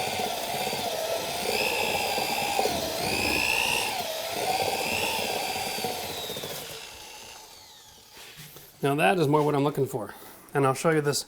The way you test it is you can just go like this and see if it holds the peak. Okay? That's amazing. It's so light. It's like fluff. It's almost like a marshmallow kind of a soup mix. It's crazy. But that is how you properly mix this product. As long as it's holding the peak. You want it as wet as you can get, as long as it holds the peak. When you're mixing, if it's not holding its peak, just put a little more powder in right away. But you have to make sure you have this compound the way you want it before you let it set. Once your 10 minutes of setting time is up, you can't touch it again. Or you're going to just destroy your product. All right, so we're going to let this sit here for 10 minutes. You read the instructions on the bag. Almost every cement that you mix, you want to have a setup time. So we're going to leave this and go grab ourselves a coffee. All right, time for a quick recap. Now our cement has been sitting for 10 minutes, it's ready to go. We have everything primed. We've got our counters covered with my plastic. This is what I love to do just so I'm not cleaning up a mess later. And I'm not getting hairline scratches from any of my tools. Especially with quartz. You gotta be real careful actually, because a lot of the housing on your tools, it's all made with like an aluminum product. And whenever there's a vibration with aluminum, it actually will wear off onto the quartz and leaves a mark. Now, there's a cleaning trick for that. Just take Clorox bleach and a little unsanded grout, and you can rub those marks out, but why make a mess that you have to clean up later? So, what we have to do now is just remove all of our electrical. And I don't know about you, where you're from, but around here, whoop, these are 632 screws. I generally am a crazy man, and I do all this with live power, but if you want to turn off the breakers, it's not a bad idea. Now, depending on the scenario, your screws may not be long enough to reinstall. These look like about 1.5 inches, so we're going to work fine. So we'll want to keep these handy because that is going to work just fine. And then, of course, the last thing you have to do, since we're starting in an inside corner and we have 6 rows of tile, which we've already predetermined, we have to take 3 of them and cut them in half because we're doing a half offset subway tile pattern. Okay, so our tile is 10 inch, but it is an actual 9 3/4. So the way you find out the measurement to the mid part is half of 9 is 4.5, and half of 3/4 is 3/8. So when you put all that together, it gives me 4 7/8. Boom, right there. All right, so there's my mark. Now, I don't know if you've noticed, but on my tile cutter, I actually have a mark here where my tile cuts. So I can put my tile on here, put my mark in line, and then I like to do this. I only have to measure once. So I put every tile on that same spot. And in case you're just off by a hair, keep your left and right side separate. Just a little scratch and a little pressure, and off we go to the races.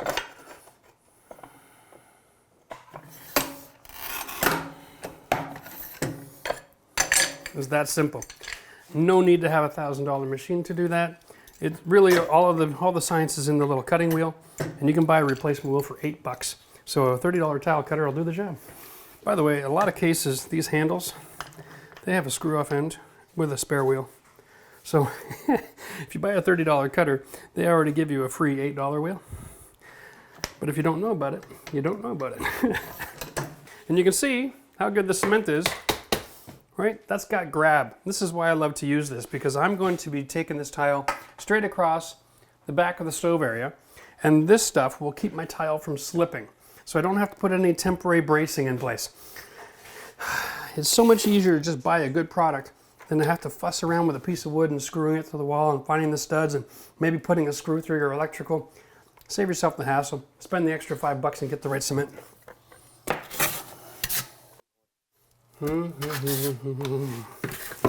All right. So you can see the technique is simple. You just throw a few blobs on the wall. It's not going anywhere because this is really good cement for this situation. Because you're going to want to be able to take your time working around all your electrical plugs, right, without getting yourself electrocuted. You can't do that if you got really wet, nasty, cheap cement. Here we go. And if you're using adhesive, you can't do a large area with Backsplash because it dries before you even get the tile on. That's why this cement is so wonderful, because it holds everything right to the wall, and it gives you about a 15 to 20 minute working time, which is lots of time to fuss around here with the cement and get your stone cut and installed. You don't want to do the entire kitchen at once here. You want to just do a certain area. And we know that the full tile to the top, so I'm going to have no problem laying in the tile all across this area, right out of the gate, from bottom to top. Now, I'm going to show you this technique. It's very important. When you're putting tile in your kitchen, lift it up and put your first spacer on your counter. Oh, so important, especially if you live in a zone, a region where you get probably below freezing temperatures, what ends up happening to the house is on the outside walls, the lumber of your house freezes and starts to warp outwards, okay? As the wood, moisture in the wood starts to freeze, it expands. And so a lot of times you'll see in your kitchen, the silicone lines around your kitchen on the outside walls gets cracked and the wall separates from the cabinets in the wintertime. So if you put the space here, in the wintertime, if you use the right kind of elastomeric caulking, which can grow 400% of what you put on, which is 4 times the size, you won't get cracking. But if you start with your tile right on the counter, you're going to have a nasty mess come the winter. Now, if you don't live in that kind of an area, I imagine you might get away with it, but most areas have heating and cooling just because of the air conditioning systems that we use if you live in the heat. So it's nice to have that kind of control. There we go. Next step, we're going to put the half tile. Now I like to, when I'm doing this stuff, just lay it in and then move it all around. This keeps the cement from getting stuck and squeezing out the gaps. It's a little painstaking like this. Now if you do a lot of tile with this particular product, you can just come along and set it in place, eyeball it, and give it a press. Generally leave it because this cement will hold it in place. But for most people, better just to take the time and use the spacers. We're not in a rush because the cement, like I said, takes a while to dry. This is where it gets fun. So you have to kind of eyeball. You want to get nice and down here and see what your height is. There's 3 things you need to know. The left and the right side of the box. Okay, mark those. The center of the box. And then where the hole is that this screw mounts to. Most boxes are a rectangle with an added little bump circle on it, half circle with a screw mount in it. And so the box looks like this, and then it has this thing going on, right? Well, you don't want to grind all that. That'd be ridiculous, okay? So what you want to do is you want to cut this rectangle, and then take your grinder and just go zip, zip, zip, zip, zip, zip, so that you've got defined space there for your screw hole. And that's all there is to it. Now, I'm going to run outside and grind this real quick, and then we'll come back in and we should be able to finish most of this rest of this wall for the first 4 or 5 feet. I think I'm going to need a little bit of a grind on that piece right there, but that'll be about it for the grinder.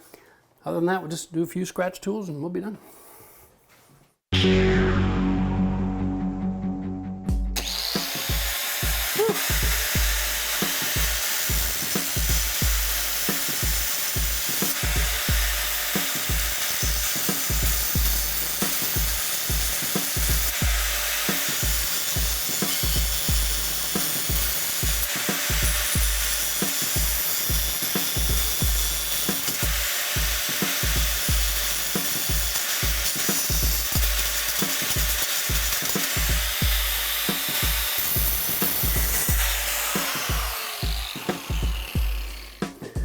There we go. And double check, make sure that you can see the hole, and maybe just clean the cement out of the way, just so that when it's time to put that fixture back, you're not going to be in there with a tool chiseling around. All right, and I'm going to suggest you measure this way, especially if you leave the power on like me. Don't get your measuring tape out because that's got a metal end and you don't want to blow it up. Okay, you can touch the plug with the ceramic, it's not conductive, so get right up to the edge there.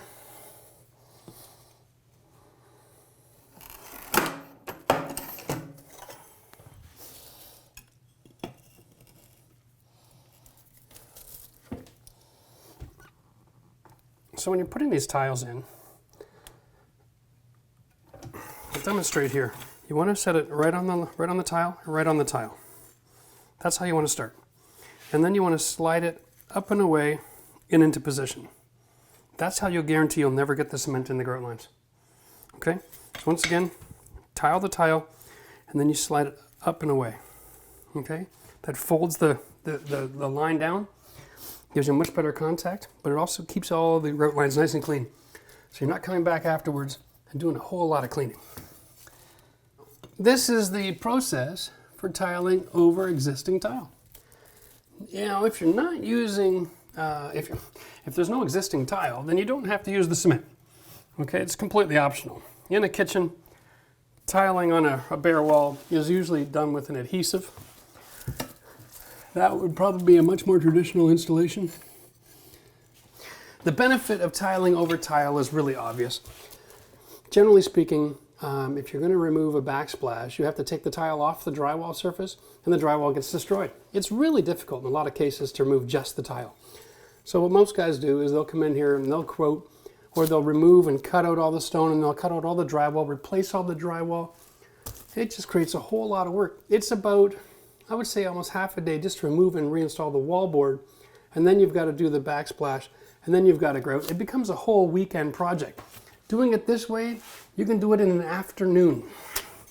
And that is a renovation on Saturday and fishing on Sunday. Real quick, before you come back to the plug, just mark the center line and put that on the grout line here. And that's how you can continue on with your perfect space. Remember, 4 7/8 was our magic number here. There we go, we just set up the laser line. Now I've got that perfect, right? No concern if I'm gonna be good or not. And there we go. We'll cut this. Now, one of the benefits of tiling in this environment, without tearing everything apart, is you don't risk damaging your cabinets. Remember, these are solid wood cabinets. So if we were to start pulling out a hammer and a chisel, you're going to cause damage. This way, you guarantee that everything stays mint condition. Especially if you're doing this as part of the process, like we did here, because we painted all these cabinets. And they're only 2 weeks old, the paint, so it isn't even finished curing yet. I can't even imagine trying to work around that curing paint until at least 30 days. It'd just be a nightmare. Well, here we are. I think I'm about, what, 30 minutes in, maybe? I think since I started. It's going to take me another hour and a half to finish this off. That's, and I've done a lot of this, so, you know, you might expect to take twice as long. But, you know, we're going to get so many comments on this from contractors out there who are hating on this video, because it's like, how dare you show them how easy it is? How dare you show them a system that doesn't force them to remove all the walls and help me jack up the bill? But reality is, folks, if you've got a skinny little tile like this, you're not losing any counter space. You know, what's a 1/4 inch? For me, you know, a couple $100 for the backsplash tile, 1 bag of cement, bag of grout. I mean, it's a $300 transformation of the room, okay? It is absolutely spectacular. And the fact that you can do it yourself with a couple of hand tools, I say contractors should just get out of the backsplash business. Okay, so I'm going to show you a technique for working around your faucet. I don't want to be sitting here with this metal trowel messing around trying to just back butter the tile right in your hand. Okay, this is not all that tricky. We don't need 100% adhesion here. All right, we're not holding up the house. It's just a little something pretty to put on the wall that's easy to clean. All right, so set tile to tile, set it in, and then slide it into place. Nice and easy. And then for over here, I have a little bit of the cement there, so I'm just going to leave that part of the tile untouched. Okay.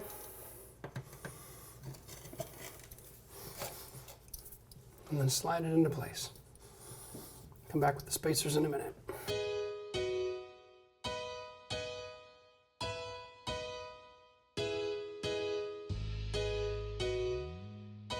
Okay, so now that the tile is all installed, I've screwed the plugs back in just to guarantee that the holes are going to be good. Okay, I don't screw them tight because you're going to cause problems with breakage and pulling them out of position. But I just wanted to guarantee that all my screw holes are good. Now we're going to let it set up for a little while before we grout. And while we're waiting for that, before we grout, we want to take care of this exposed edge. Now, because we're tile over tile, you have to be a little bit creative here. So what I've done is I've used my understanding of building materials available at the building store. And bought some outside angle. And this is aluminum, but it's a brush metal and it matches up with all the brush metals in the room. So what we did was just put a little miter joint on it. We're going to cap it, and this is going to be the finished look. And that is going to look absolutely stunning. We can use a painter's caulking up against the wall. And the reason I pulled this out now is because you want to put this on with your hot glue gun before you grout, okay? Very important. If you grout first, you're gonna find that there's always gonna be a film or a residue left on the tile. And it takes it till you dry overnight, and then you gotta buff it off. And that adds a whole lot of process to this. Or if you put this on now before you grout, then you're gonna be working with a brand new clean surface without any dust. That's how I prefer to use it. Little dab goes a long way. Hot glue is one of these particular products where you don't want to make the glue sit too long before it's pressed into place. So do one piece with the glue, get it installed, and just measure it off and then let it sit for a second until it cools down. There, that's done. Now what I'm going to do is I'm going to put the glue right on the same spot. I'm building this out a little bit because I'm gluing onto the bevel. And that is the problem that I'm running into here. Because I'm gluing onto the bevel, the top piece wanted to roll back a little bit. So I'm going to glue to glue and build out my bevel that way. I'll just hold that in place until it's dried. Okay, all good.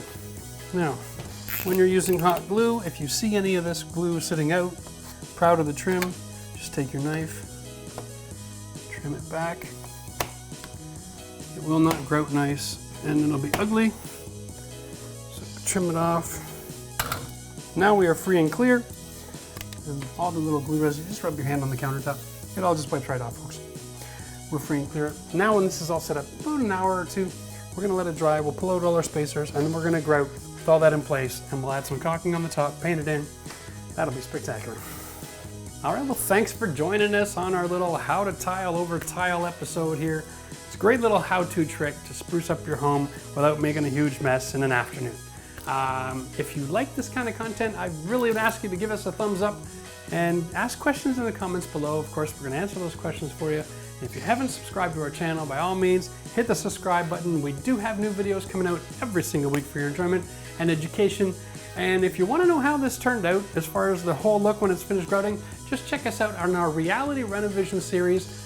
There will be a link at the end of this video, and you can check out that and all of our other major projects that we have filmed. Thanks a lot for joining us. We'll see you next time. Hey, welcome to Home Renovision DIY. We are a YouTube channel that specializes in helping homeowners do renovations at home, but get professional results. So stay with us for this ride. Today we're talking click laminate flooring. We're gonna teach you all the tips and tricks and secrets so that you can have a quick, clean, fast, professional result that'll last a long time. So before we talk about our product today, let me just encourage you real quick, if you haven't subscribed to the channel, we got a lot of great information on here to help folks out just like you. So today is click laminate flooring. And the reason we're doing this video, because we've done a laminate floor installation, is I think this is the most popular DIY product on the market. There's a lot of people who can install this with minimal amount of tools, experience, and understanding. So we're gonna go through the benefits of why this is such a good product. First of all, it's easy to install. This product just fits into the grooves. The ends drop lock on top of the other piece beside it. And as a result, as long as you stagger your joints properly, you're gonna get a nice tight fit without any corners sticking up. And you can do it yourself at about half the time as the kind of floor where you gotta hit the boards and lock them together. Okay, so this is a great DIY project. You can do the average bedroom in about 3 or 4 hours if you have a helper with you. Okay, it'll probably take the whole day to install the whole floor, cut your doors, install your trims, but it's a one day, you got a brand new room. So this is why this project is popular.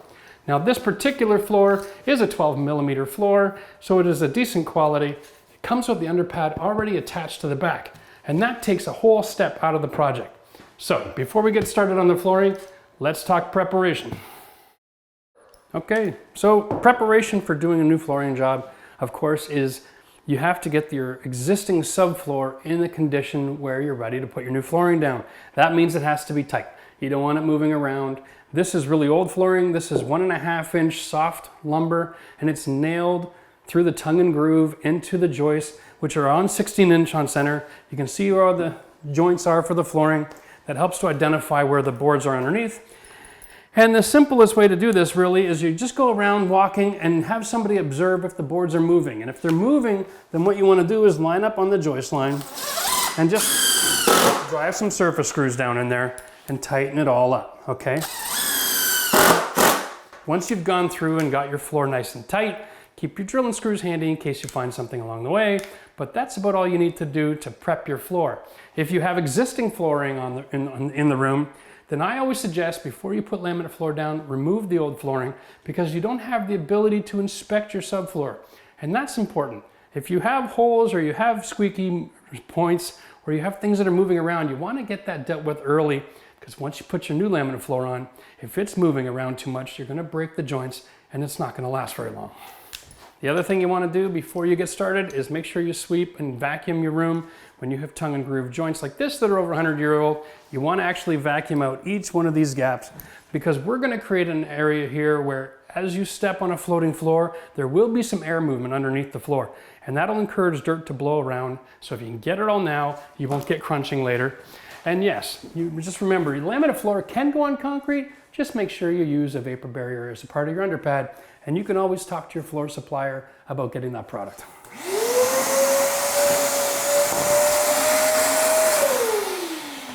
Okay, so let's just talk about laminate product itself real quick. It comes in a variety of different thicknesses that are available and a variety of widths. I like to have about a 4-inch board. I find the bigger ones in a lot of floors, there's just too much movement and it can't follow the contour enough without having hollow spots underneath. So that's my own personal preference. This particular floor has got like a hand scrape texture. Some of them have a wood grain texture. Some of them have no texture at all. There's shiny, there's flat, there's a variety of differences. Some of this product is even good for wet areas, so make sure if you're doing it in a bathroom or a laundry area, check the product, make sure it's made for that area. The reason I like laminate instead of vinyl is really it comes down to cost. This is the most cost-effective flooring on the market. If you're looking for a quick solution to brighten up a room or to clean up a space, this is the way to go if you have any kind of budget at all. This product I actually got a bit of a deal on. It was end of inventory. It was $1.69 a square foot and has the underpad already attached. So I have nothing else that I need on this project. And the way it installs is just boom. Drop it together and it sits snug together. It has a tongue and it has a groove. And the boards will continue to install in like fashion. You just line it up. Okay, and snap it together. Done. That's the installation procedure. So you just do that a few hundred times and the room is finished, right? So what we're going to do now is we'll show you how to lay it out. Because I get questions like this a lot. Which direction should I go? Do I go on the long wall, the short wall? Do I start at the door or the other side of the room? And the answer is simple. I prefer to start on the longest wall that you can start on because the grain of this long board on a long wall aesthetically is pleasing. Now in this situation, the room is a little bit more square, so we're going to go in the same direction as the existing boards are now, and that'll help it to follow the contour of this old house that's here as well. It also gives us the ability to come to the entrance door in a situation where my door is going to be here and these boards will finish up into that space. That's a lot easier way to finish at a door. If you come this way, then your cut has got to be exactly perfect. Cutting into the jamb and around the baseboard, it's quite intricate. But if you come at it this way into your door, you'll find that you only have one cut on each side of the door. It makes the installation really quick and simple. Okay, so this is going to be kind of how to install flooring for beginners. First, if you don't do this on a regular basis and you haven't got good callus on your knees, get yourself some knee pads, okay? These are really nice, they're soft, they don't have any hard cover on them, you're not rolling off all the time. Just make sure you're always sitting up nice and tall. The elastic straps that hold this on really tend to pinch if you're sitting down on your feet a lot. So try to avoid doing that. Next, remember there's two ends. There's one that's got just a square end here that's designed to drop on top of the lock, and there's the one here that's got the extension on the board. And because you want to install a floating floor with room to expand and contract, you've got to be careful because if you put this right up against your baseboard, you've already got a gap, all right? So what you want to do is maybe start the flooring on the other end of the room, okay? And what I'm going to do is I'm going to show you a technique where we're going to build the first few rows, and then we're going to pull it off the wall where we want it, And then we're gonna set a bunch of our wood on top of the floor to keep it from moving around while we build the rest of the room. So before we get started, we're gonna remember that we want to have these joints moving and changing location on a regular basis. When we want to have the gaps, the distance between those joints significant enough that there's strength being transferred from one board to the next so that the floor doesn't come apart.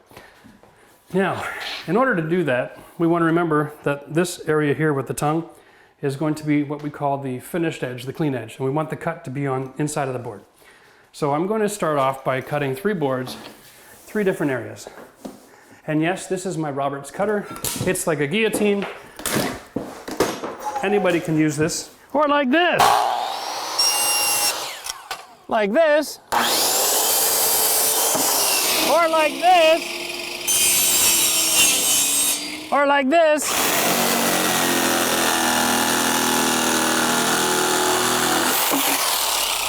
Just remember, when you're cutting with these tools, do it outside. The dust is horrible, and wear your safety glasses. I'll cut one board at half, one board at a third.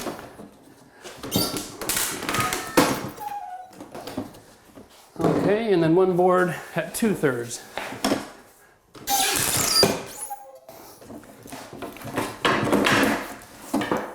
And this gives me the ability to start 4 rows at a time. And that way when I'm done these first 4 rows, then I can fix the spacing and put those other boards on top. Okay, so once you get started, there are basically 2 design options that you have. And I'll just lay them out real quick. One is it's a constant step. And you go from big board to smaller board. Oh. When you see junk like that, make sure you blow it out. You don't want to have anything in the joint. Okay, smaller board to smaller board to smaller board, blah, blah, blah. And then the whole process will start all over again. All right, so your floor is constantly stepping down. And that pattern reoccurs over the floor. Some people like that look. Personally, I think it looks a little bit too intentional and man-made, and I'm not a big fan. I like to mix it up a little bit. I like to go long, short, long, short. And that's just my preference. There's no real right or wrong way. Now we're going to show you the installation technique. So you put it in the groove, you slide it along to help make sure that you get good contact, and then drop it down, okay? And you'll notice that things aren't going to sit really snug right away. Just put some weight on one side and work this, pulling it in that direction while you're pushing down, and everything will sit nice. And then you put the next board on, and until we get some weight on this floor, it's going to want to move around. Okay, so you can use your leg. Just do it like that, and then we'll go short again. Now we have something we can work with. Now these first few offcuts, oddly enough, what I'm going to do with them is I'm going to just set them aside until near the end of the job, and we'll use these in the last few rows when we get to the other end of the room. I just don't like to have them in the way. All right, so we're at a point now where we're just about ready to get into production. We want to finish off our couple rows, and we always have our big tongue sitting in front of us, okay, as you're building. And so the way that you're going to measure from here to the wall is you turn the board in the reverse direction, set the board up to the wall, take a black magic marker, and right at the edge of this corner, I want you to take off a 1/4 inch, which is basically the extension of the tongue on the first board, plus another 1/4 inch. You want to make that short on purpose. Here's why. That's going to be the gap. That second 1/4 inch gap, that's going to be the gap that's there for the floor for a little bit of expansion contraction. Now generally, if your house has conditioned space, like air conditioning and heating system, there's not a whole lot of expansion and contraction that goes on. But if you live in a house where you don't have air conditioning and you get a hot summer, then you're going to see that your floor will have varying degrees of how it fits. So remember, the hotter and more humid it is, the bigger your floor gets. So you can make your adjustment based on your condition. Some people go with a 1/2 inch gap around the outside of the room and use a 3/4 inch quarter round just because they're in extreme conditions. But traditionally, a 1/4 inch will do the job. Okay, so here we go. Now there's my offcut, all right? I don't need that now, but I'm gonna use that to start another row over here, all right? This is how it works. So every time you cut a board, after you've done your first few and set them aside, every board you cut now, You put one in on one side and you start a row on the other side. And that way you don't have anything going in the garbage. Again, we'll just set that down and we'll grab another board. Now remember, I'm starting tight on the other wall, and so when we get the first few rows in, we'll slide it over and close the gap a little bit. But for now, we just want to get this nice and tight, and then we'll pull it across and then drop it down. And just giving it a little tap like that will help to manipulate everything into position. Here we go again. We'll set that against the wall. And we'll mark a 1/4 inch after the base. So there's the finished floor, there's the end of the rough floor. We'll add a gap and we'll mark our floor there. So here's our little piece. So everybody who is wondering, is that kind of cutter going to be able to cut me just a little piece? The answer is yes. It goes in the same way. Slide it over and then lay it flat. Done. And if you see the edge of the board has any damage, break it off and clean it out. Anything that's got damage like that isn't going to close properly. Just push it to the corner. Remember, you're going to be sweeping as you go. There we go. Now my space is shorter than the board. So again, I turn it around and I measure same way. There's my unfinished wood on the floor, finished board, and my gap. Mark it.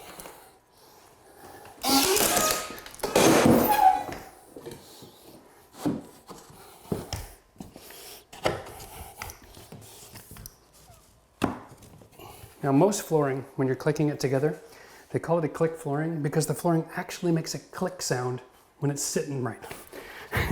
So this is going to be the secret.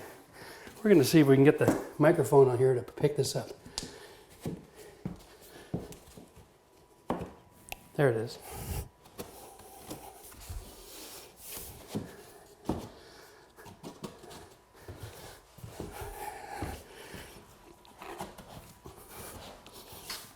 Okay, there we go.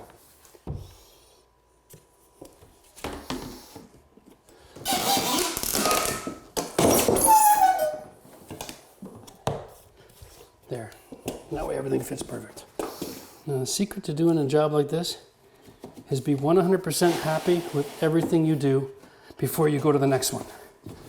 If you're not happy with what you've just done, take it apart and try to figure out why you're not happy. You might find that something's not tight enough. There might be some debris in the gap, so it's not closing properly. But if you keep moving forward, there's no way to go back and fix it later. So we basically have our first 5 rows done.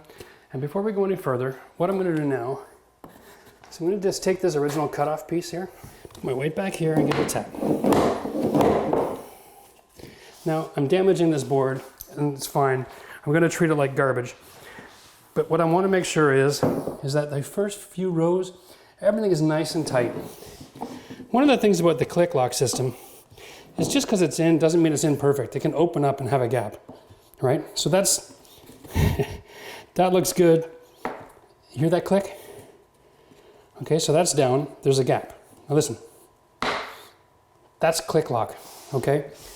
And when you're doing the first few rows, it's hard to get that click sound because things aren't perfectly straight.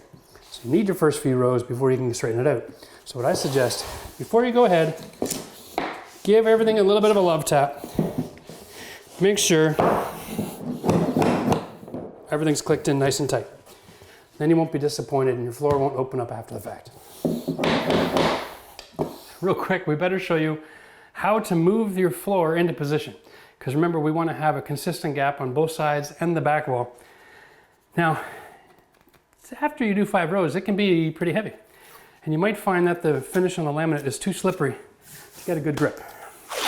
And this is where tape comes in. Okay? Literally, hold the tape down and hold the edge of the tape, and you can pull that floor right off the wall. All right? Now you can also push it, but if you try to pull it, it might be a little bit difficult for you. So use the tape.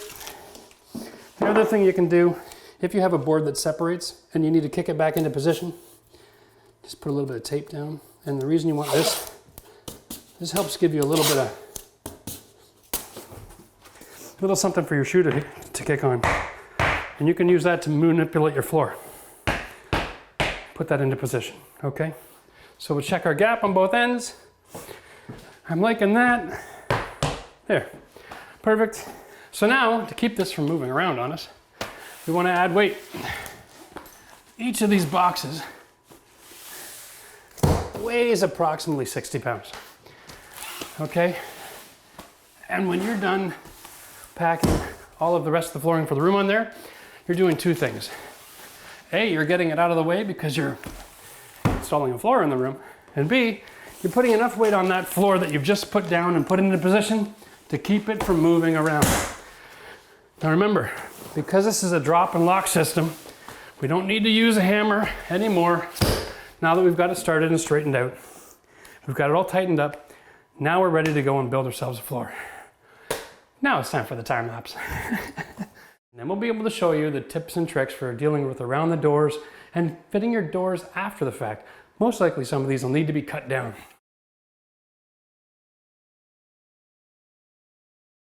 Okay, so we're done there, basic square footage of the room. Now we've come into a couple of places where it's nice to talk about finishing details. You can see it only took us about 20 minutes, maybe 30. You know, so if you're new to this and you're just starting it for your first time, maybe expect that to take about an hour. But I tell you, once you get used to the cutting and you get a rhythm going, you can get doing that pretty quick. And if you have a helper, it makes it all that much faster. So here we are. This is what we call quarter round. And if you look at it, it looks like 1/4 of a piece of pie. That's what it's basically called. And we use this as our trim molding to close up from floor to baseboard. All right? And the way we do it is the inside corner is going to get mitered at a 45-degree angle. And over here, we're going to bring it right up to where the door casing meets. Okay, so we're just going to make a pencil mark here where the door casing is. And we're going to cut this one on 30 degrees. And that opens it up a little bit nice like that. Looks clean, looks finished. If it's cut square, it looks stupid. So it's a nice soft angle and it'll work really well. And what we use to install it is a brad nailer. And we're just using 1¼ nails. Now this setup here with an air tool with a gun, the hose, and the compressor, you can actually get at the local Home Depot, the Husky machine. I think when I bought it, it came with the hose and a nail gun. I can't remember exactly, but I think the whole outfit is less than $200. And of course, once you have a hose, you can get interchangeable tools. You can get your stapler for the 1/4-inch plywood. You can get ratchets, so you can do power tools to work on your cars as well. So having a compressor, the compressor itself is $100. You don't need to spend a fortune on these kinds of tools. I'm rough on it. I probably go through one a year because I don't treat it well. But for me, to have something that is that versatile for $100 a year, that is just money in the bank. As a homeowner, if you actually take care of your tools, it'll last you a lifetime, okay? So you can do all the trimming in your house, all your finished carpentry, anything you need. And you can also put a little blower on the end of this, and you can use it as an air broom. And you can clean things off and clean the dust out of the room, clean out your computer and everything else with that too. So very handy. Definitely suggest having that. That's one of those tools that every homeowner should have if you're gonna do DIY. You don't want to spend your day running around with little finishing nails and a hammer trying to hammer all these trims in like it's 1950. That'll just take you forever, and you're going to waste your whole weekend doing something that could be done in about 10 minutes. All right, so here we go. Once we got our measurement, we just run down to the saw, cut it, stick it in place, throw one of these brad nails in every 16 inches, every 2 feet, and we're done. So let's talk transition, because this is the one place in the whole room where homeowners always do it wrong. And it screams DIY. They don't cut the casing and slide the floor underneath. And the reason for that is they probably just don't know what tool to use or how to get that job done properly. Or maybe you've hired somebody to do some work in your house before and they were lazy and didn't do it properly. But here's the secret. Take your flooring, put it upside down, and you buy one of these. Now this is called a dovetail saw, okay? Because of the way that you can hold the handle flush on the ground and still cut without rubbing your knuckles off. It's also reversible, left and right. You push this down and you swing it around and then it locks in position to cut the other way. Okay? So all we do is set it on top of the flooring. And the reason we use this piece upside down is just to measure the depth. And this is not about strength, it's about speed, okay? It's a fine-tooth saw.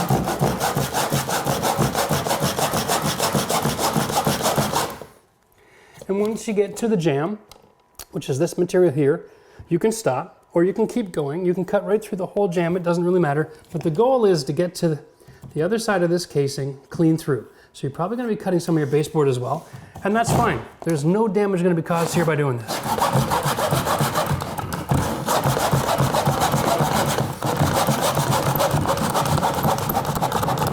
Now when you get near the end, instead of trying to put all your force on the front, try to use the push against the heel like this kind of motion, and then you'll get the back of that cut off. All right? And the way you can tell if it's done, just take your trusty knife. There's probably some caulking and adhesive in there. Here we go.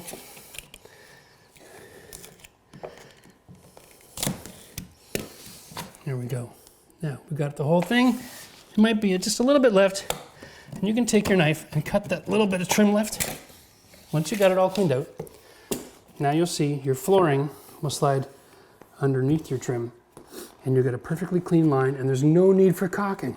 This is absolutely beautiful. If you add caulking to this after the fact, you're actually going to make it look ugly. So it detracts from the situation. Remember, the only reason they use caulking in the first place is because somebody cut the hole too big and they had to close the gap. So if you use this kind of fine-tooth saw, the saw blade itself is so thin, it's like microscopic, the difference that's going to be left in your floor. Now, if you don't have one of these, you can go to the store for about 20 bucks and pick one up. Or if you have a PVC saw, same effect. It's a fine-tooth saw, thin blade. This is a cheap little pull saw from Irwin. Fine-tooth saw, same effect. All you do is you set the floor there, and you can do the same effect, okay? That'll do the same thing. All right, these are 10 bucks. They're a little flimsy, but if you're a DIY homeowner, sometimes it's not what you can buy, but what you can use that works. So as long as it's a fine-tooth flexible saw, same process, you'll have a great result too. Let's talk about our transition. Now, this flooring is only going in this room. I'm not carrying it into the rest of the house. We're using a different flooring for that. So there will be a transition. And the rule of thumb is this: when you're doing a transition anywhere in your flooring, you want that transition to be right in the middle underneath the door. So here I'll show you. Here's the door jamb. This represents the outside of the door. That represents the inside of the door. You want your flooring to go right to the middle where the transition is. Except, since this is a laminate product, the transition is going to look different. It's going to be about a ½ an inch wide. It's going to be a metal track that goes screwed down to the floor, okay? And then there'll be like a T-molding, and it'll snap into that metal track, and it'll go over top of each of the laminates. So, in fact, we want to go right to the jamb with our flooring, okay? We don't want to go into this area because the transition itself will bridge the gap from here to here. Knowing that, because transitions traditionally are 1.5 inches, a door is 1.25 inches. So as long as your flooring comes up to the edge of that, you're going to be fine, all right? So in order to do this, same thing, we turn this around, we put our finished floor there, okay, and we're going to mark right there. We're going to cut exactly to fill here. And in this particular case, we're not going to use our guillotine because we want to get a nice clean cut. In this situation, I'm going to use the chop saw. So here's our 1/4 round, and here's our mark with our 30 degree. So we're going to set our saw to 30 degrees. I'm going to lock it in place. I'm just going to set my blade up. There we go, that's done. And then I'm going to push this all the way to the other side. Set it to 45, which is my inside corner miter. And the idea here is I want the blade to cut from the tip going down, so I don't make it any shorter. Now that piece is ready to install. So here's the piece of flooring. This is the one that goes into the room, and this is where we're going to finish off at the door. Now just a note, this baked on finish here that comes from the factory, this is a lot stronger than the kind of finish that you get on the site finish floor. This is baked on, it's very much an enamel. You want to cut your board standing up when you can, okay? If you're going to use the saw for cutting your wood, get it standing up, line up your saw, and you'll see that you bang into it, you're going to have to move the guard out of the way. Get the saw starting and go slow.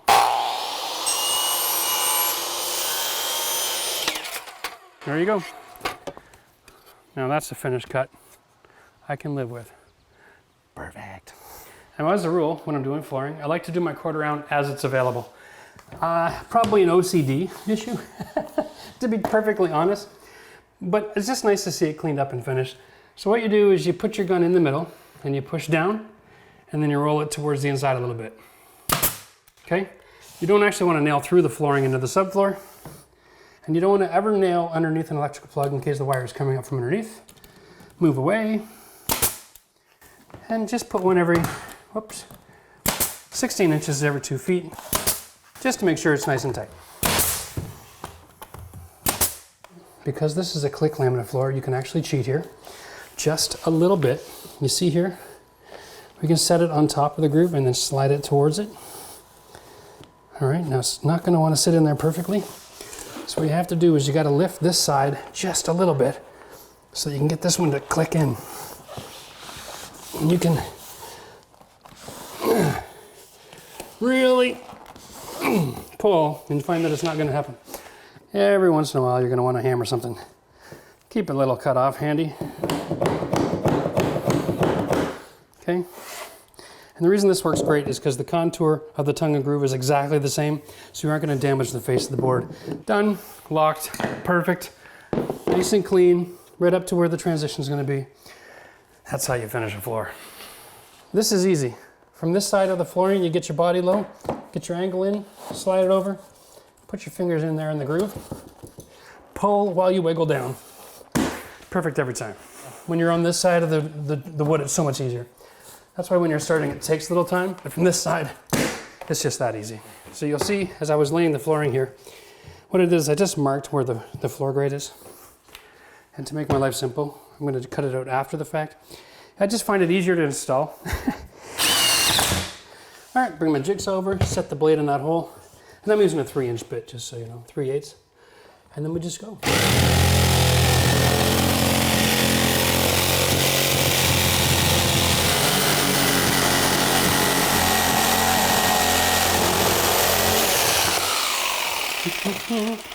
Okay.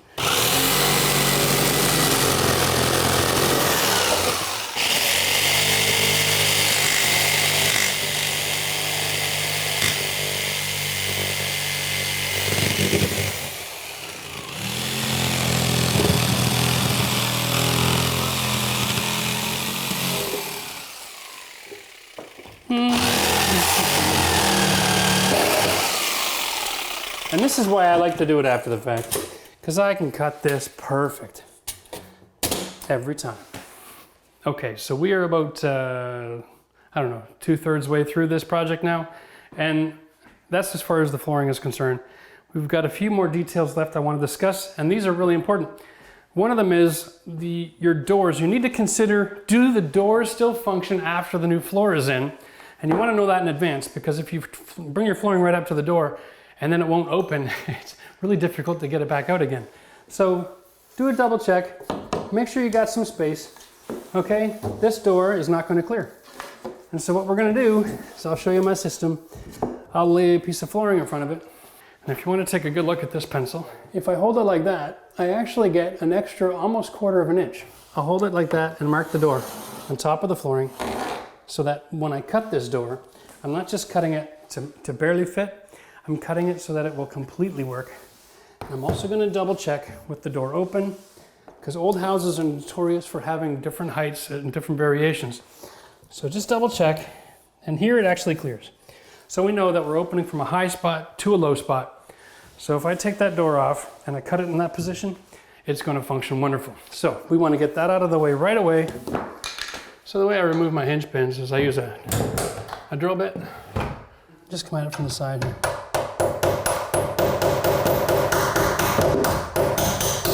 Once you get a little bit, you can just use the claw and the hammer, pop it out, and you're good to go. And just, here we go. We're gonna get this right out of the room. And when we're all finished, then I'm gonna set up and I'll cut the door and I'll show you how to get that reinstalled. So now that we've got all the tools reconfigured, we've changed our workstation, we're putting our cutting station, I've got a moving blanket down here on the floor. just because it's a new floor and it's got a nice durable finish doesn't mean you want to be taking any chances. So always cover your new floor surface when you're working on it. And this gives us a chance to just catch up with our sweeping again. Remember, preparation, preparation.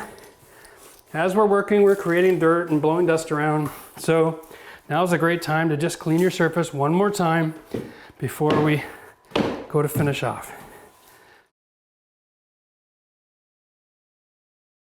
Okay, so really, there's only 2 steps left to doing a floor that you're going to need to know, and that's one is the closet area.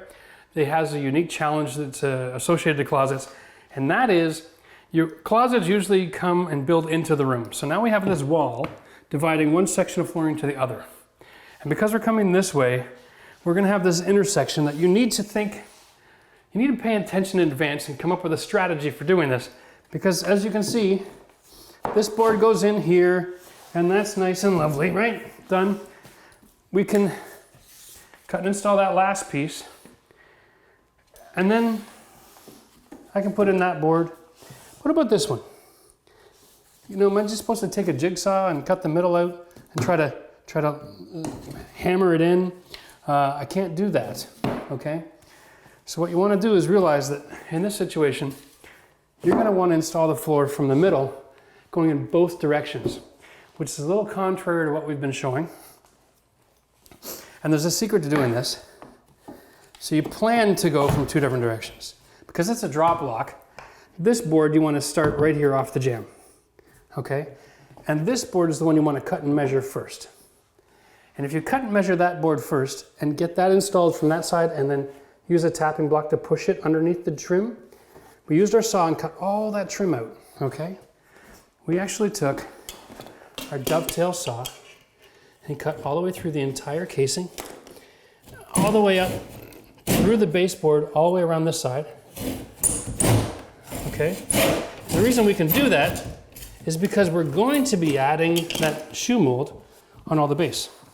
And so it's not going to cause us any trouble, but it will give us the flexibility to push this trim, to push this flooring underneath. So what I want to do is I want to measure here first, get my marker, mark my spot where it'll slide underneath the baseboard and the casing. Just to make sure I'm going to be okay, I want to measure from the jamb to the flooring. It looks like my mark is 2 3/4. Okay, good. I've got lots of room. Okay. And then I want to bring this right up until my finished edge is in line with this jamb, because that's what that's going to connect to. All right, and you can just kind of eyeball this to begin with, right there. And then we can cut this just past the corner. Remember, we're going to use shoe mold. We're quarter round here, so it doesn't matter. Give ourselves a little bit of room. And then set my marker. And then I'll just pull. Okay? Now I have my cut. And I'm just going to run down to my skill saw set up outside. And of course it's outside because that dust is really brutal. And I'll cut this piece, and then we can come, we'll install it, measure and cut the other piece. And I'll show you all the tricks so you can finish this off. We're going to start with the middle of the floor instead of the edge. We'll get it up to where we want it. Get it into our groove properly. Lock it in place. Now, what we want to do is take our hammer and take one of your short offcuts, line it up underneath, and then use the cutoff area as a tapping block. Remember that the contour of the tapping block exactly matches the rest of the laminate. So if you leave it flush to the ground and you hold this together, you'll have a perfect transfer of energy without causing any damage.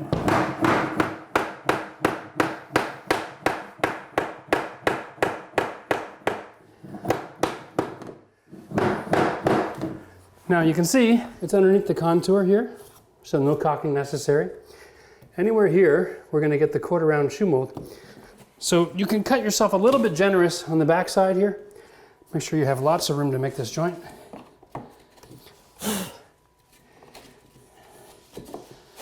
And again, Get it in place. Perfect. Because this is a click lock, you can actually lift this edge a little bit so you can get this in. Okay? And just give it a yank. Snap it in. Boom. Done. Look at that. That's beautiful. Now we can go back with our cutoffs. Make sure you establish your gap at the wall. Wiggle, wiggle, wiggle. And then this is just a matter of measuring cut to finish. So here we are. We're going to do another quick little time lapse. We're going to get to the end of the project. We're going to do all the cuts and starts and finishes. Make sure our Hing, which we call it, which is our joint lines, are staggered and mixed and look nice. Okay, so now we're pretty much down to the last step, aside from cutting the door, which is coming up next, for installing your floors up against the wall. Obviously, the gap that's left is not consistent with the width of the board, so we can't use our cutting tool. We can't use our chop saw to cut this wood, so we need to do something else. Now, I'm going to suggest if you have a table saw, that's the best tool for the job. You could also use a skill saw. You can actually take this board and you can clamp it to something else and then run your skill saw and cut the piece off. You could use a jigsaw if you had to. But the point is, anything that will cut something long and in a straight line will do fine. You're not going to see the cut line because it's going to be covered by that quarter round that we showed earlier. So don't be too concerned about how perfect this is. And give yourself a little bit of space to work with, all right? The biggest mistake people make here is they make it too tight. And then they have to fight with it to get it in. They damage their baseboards. And then they're going to have issues with the expansion and contraction because it's too tight. So the first thing you want to do is find your two pieces, get them measured and cut to length so they can fit comfortably in the space. And now you have your template, okay? Now it's time for measuring tape. I'm going to measure from wall to here, not to here, all right? And that'll make a smaller space than what you need, and it'll leave that 1/4 inch gap that you want to have after you're done installing your flooring. So measure your gap, which here to the finished flooring is 1 3/4 inches, but to the extension of the groove here, it's only 1.5 inches. And then you're going to take your measuring tape and measure from finished flooring to 1.5 inches and make your mark. Okay? Does that make sense? So we're actually measuring the smallest part of the gap and cutting from finished flooring, so we left with the 1/4 inch on when we're all finished. Here it is, 1.25 inches, 1.5 to 1.25 inches. So at each end, it's a different depth. So I have 1.25 inches on one end, 1.5 inches on the other. Take one of your flooring boards and set it up. And this is one of the reasons why you want to take that 1/4 inch off. It's nice to have a little bit of mercy here, okay? Connect your dots, and that'll be your cutting line for your table saw. All right? Now this one, it's a little bit simpler. It's just 1.5 inches on both sides. That one you can just make your mark, set your fingers in the groove, and pull. Okay? So now we have our two pieces. We're going to go down to the table saw. We'll get that ripped, and then we'll come in and drop them in. And when drop them in, I mean literally the same process. You're going to set your tongue in the groove, and you're just going to give it a wiggle as you set it down. And that's all there is to it.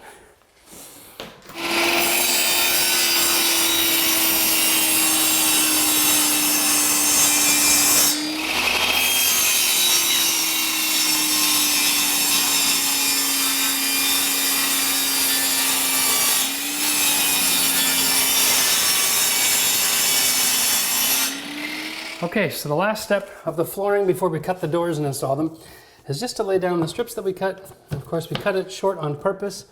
Remember to watch your gap at the end, and you just lay it in. Now, this is not completely done. It's not set down tight. So use your knife, get a little forward pressure, okay, while you're pushing down. There we go. And if you're not sure if it's down enough, you can always just go like this with the tab block. Give it a shot. That'll lock it in nice and tight. Remember, you're going to have 1/4 round going on here to cover it all up. So don't be too picky. Don't be too hard on yourself. As long as you can see the gap closing. See? See the gap closing? Push it down. When you push it down, if the gap opens, push it forward again until you can push on it without the gap opening up. we got the click action. You heard that? Click, click, there. When you hear that noise, you know you're good as gold. And then you just take your cord around and cover it all up. So one of the benefits of this product is now the room is done, and that's the only garbage we're throwing out. I love not buying material that goes in the garbage. Okay, so here's a little bonus feature for this video, and it's kind of necessary because in a lot of cases when you're adding a 12mm laminate, you need to cut your doors down. Okay, so because we marked the surface of the door that you're going to see from the room, before you get started, you're going to want to protect the door, especially if it's already finished paint, from the marks caused by the saw. Okay, if this is a bifold door and you're not going to see the back side of it and you can mark the back side instead, I would suggest to do that. But in this situation, these kind of circular saws have a steel plate, and that's what keeps it from going all wild and wonky on you. And that steel plate is going to be dragging across your finished paint and make a mess. So cover it up in some tape real quick. Here's our pencil line. You're going to want to set the depth of your saw relatively the same as the door. It'll decrease the amount of chipping that it's going to cause. And doors are 1 1/4, so we'll set this off for 1.5 inches. That'll be more than enough. Make sure that you're going to get past your hinge, or you'll have to cut from the other side, and that's a little trickier. Here we go. Now we can set up our mark here. This saw in particular, that line, that 0, is where the blade is going to cut and remove. So we can set that right on our pencil line.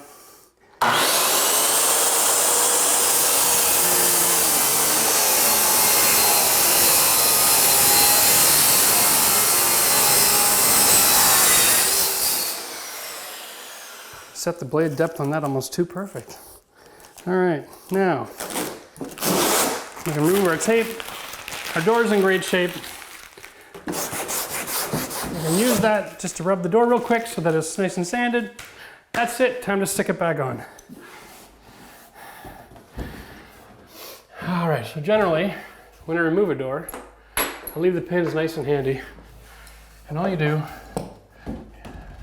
stick the top in. All right, and then you can work on the bottom. There we go. Perfect. Sometimes they have a core that's about 1 inch or so.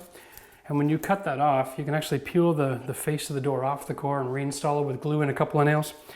In this situation, that core has been cut because it's already a custom door. It's been thrown out. Now we're cutting it again.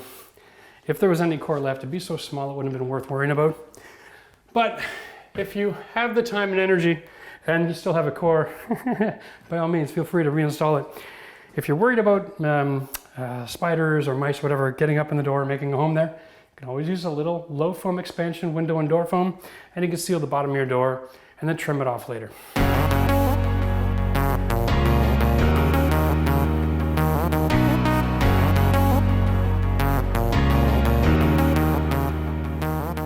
Well, thank you for joining us in this comprehensive instructional video for how to install laminate flooring, especially the click version. A lot of the tips and tricks in this are good for vinyl or hardwood and other types of laminate as well. But we just wanted to make sure that if you're going to be able to start this project at home, you've got all the tools you need so that you can finish it like a pro. All right, so thanks a lot. Listen, if you haven't subscribed to the channel, do so. Check us out on Instagram. But most importantly, check out the rest of the playlist for A to Z videos that we have. We have a lot of instructional videos that'll teach you all the secrets of different trades so that you can be a good painter and a good taper and a good drywaller. Enjoy fixing up your house. We'll see you again next time.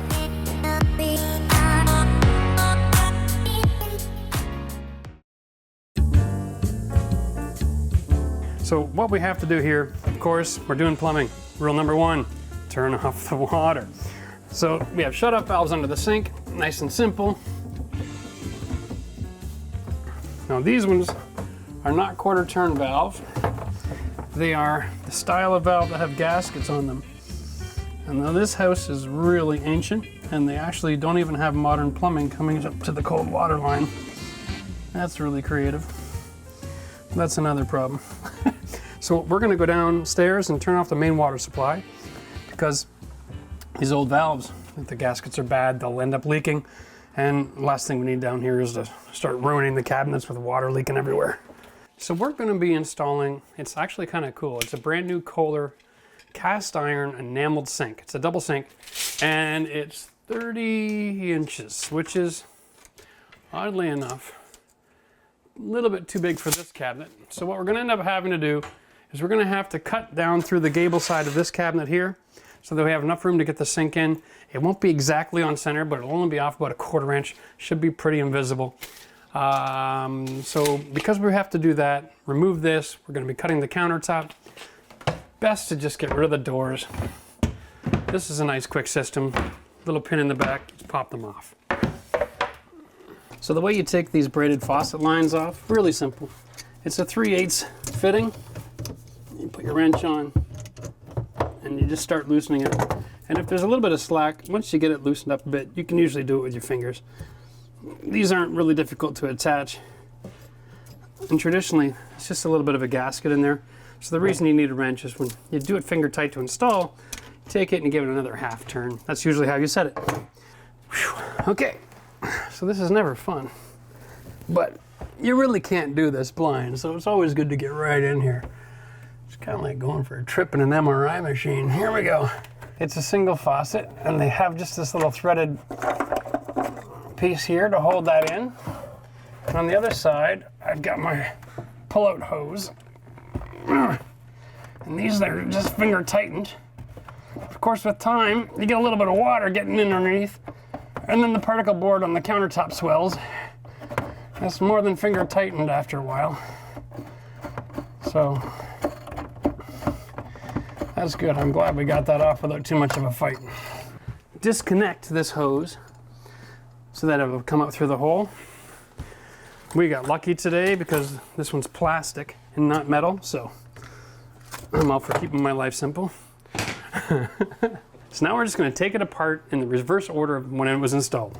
So we're just going to pull out the hose and pull the faucet out. Now this is always going to be nasty underneath. I've never seen this look good. I almost need a crowbar to pull that out. That's ridiculous. The way things are done around this house makes you wonder.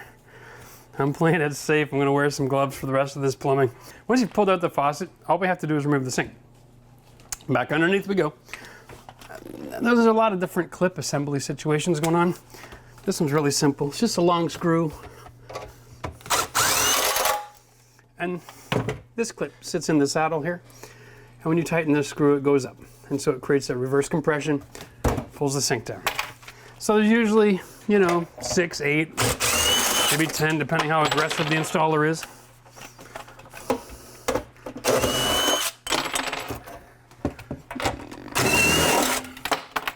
Just double check, reach around, make sure everything's good. We're not connected to the counter anymore, but we are connected to the plumbing.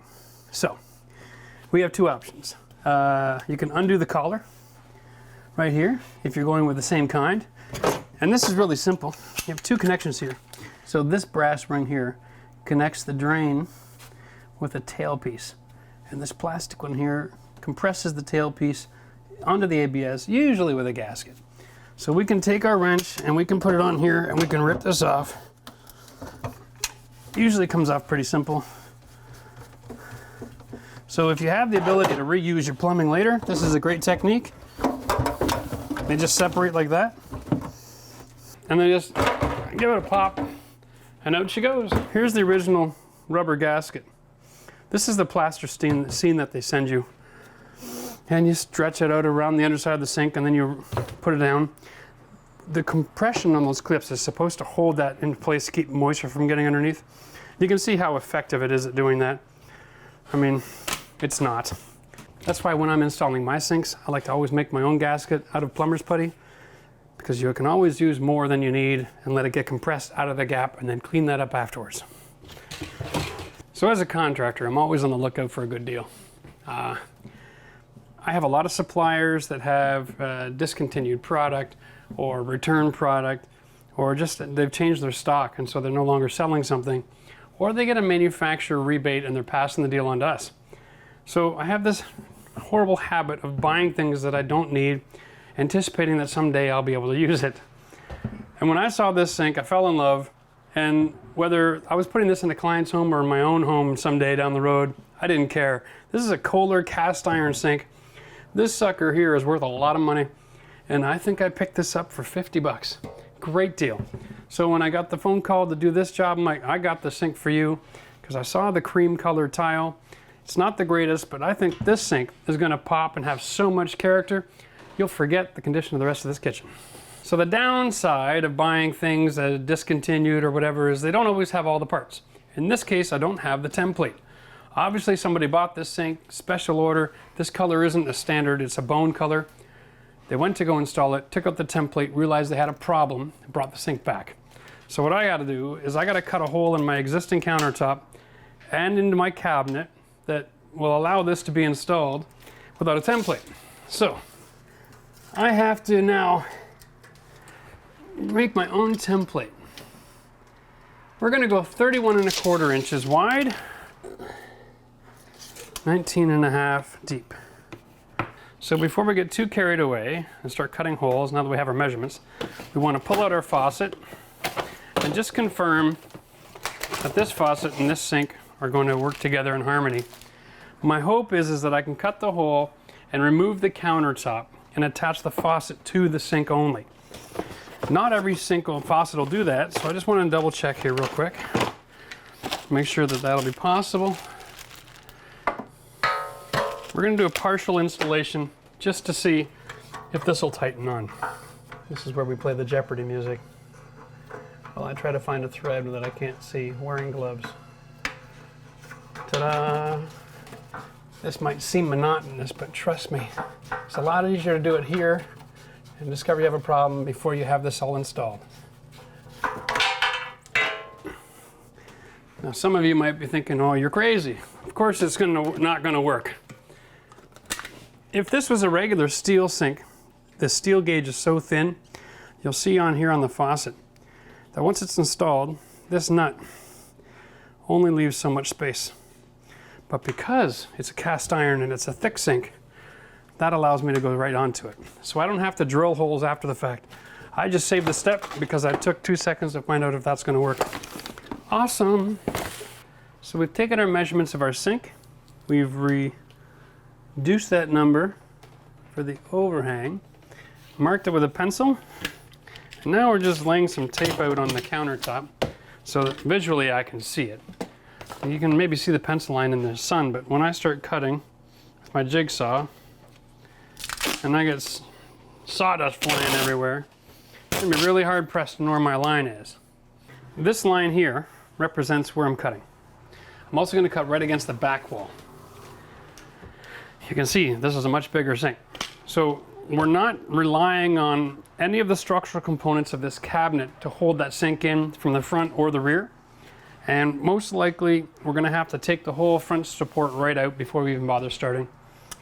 It's going to be the gable support of each of the side cabinets that's going to be carrying the weight, direct load transfer, just like structure. It'll support itself from side to side without any difficulty at all.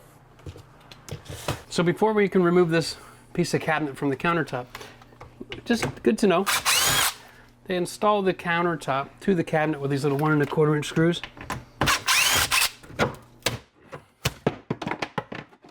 You could buy a blade specific for Formica countertops. Not really necessary here because we have a 1/2 inch overlay. You'll find that the chipping that happens with this blade is so minuscule, it's not even a 32nd of an inch. It's irrelevant to our situation. I don't use the tape to keep it from chipping. That's a old wives' tale. If you have to rely on tape to keep something from breaking, you already made the mistake. You know what does work? If you use tape on plaster before you put a nail in it, that works. It's the only time tape is any good to you, Max.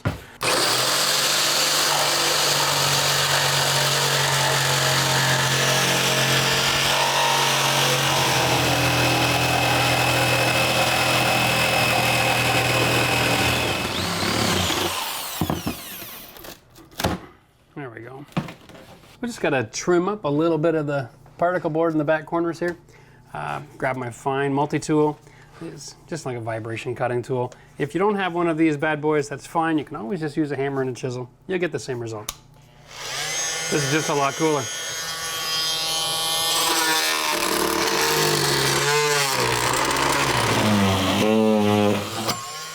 So now we've got the hole set for our sink. The sink is, it's only got a 1/2 inch gap on the front. So we got to cut pretty tight here, but in the back, there's like about a 3.5 inch space, which is awesome because that's where the faucet's going to go. So I just traced out the line for where the sink is going to go. The idea here is we're going to cut through the gable, and then we're going to shim underneath between the sink and the gable so that there's a direct load transfer. So we're not putting all the weight on the countertop.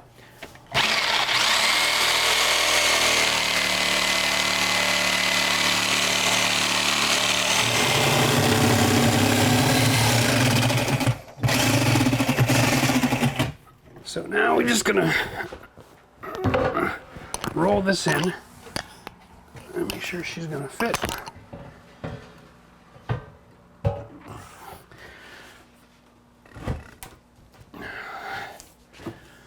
All right, perfect.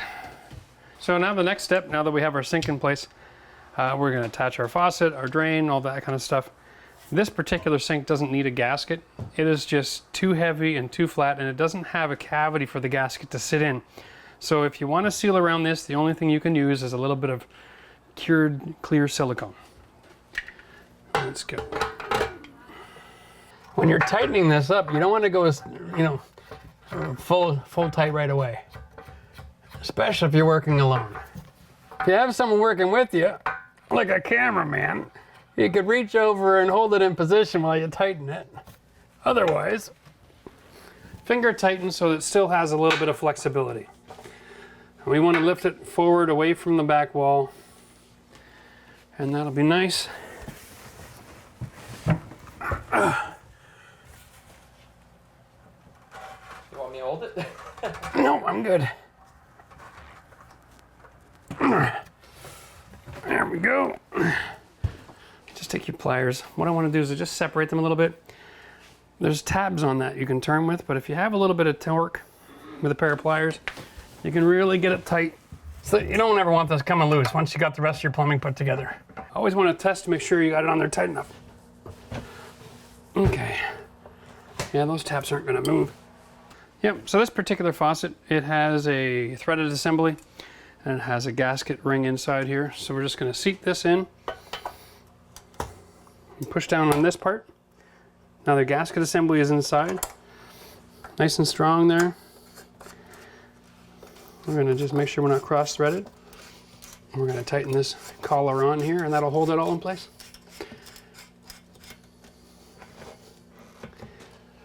Doesn't matter how tight you turn this, it won't affect the ability for the faucet to move, so feel free to make sure it's nice and snug. One more thing, since we're out in the country and we have well water here, it's a little hard. And you saw the cottage plumbing. I'm concerned about debris. I'm going to take my knife here and I'm going to take off this extra bit of screen. How many screens does a tap need? Now that the screens are gone, we won't have a problem with the faucet bunging up. You won't have as much aeration, but I'd rather have a faucet that works. So here we are with our sink components. We've got our basket strainers. We have to take off our nut. We have a nice little gasket here. I call it the top hat gasket, just so I can differentiate between that and a regular O-ring. Now, I am not a licensed plumber. I've just installed a bazillion of these things, so. Okay, and then we just go back where we just were and put all that back together again.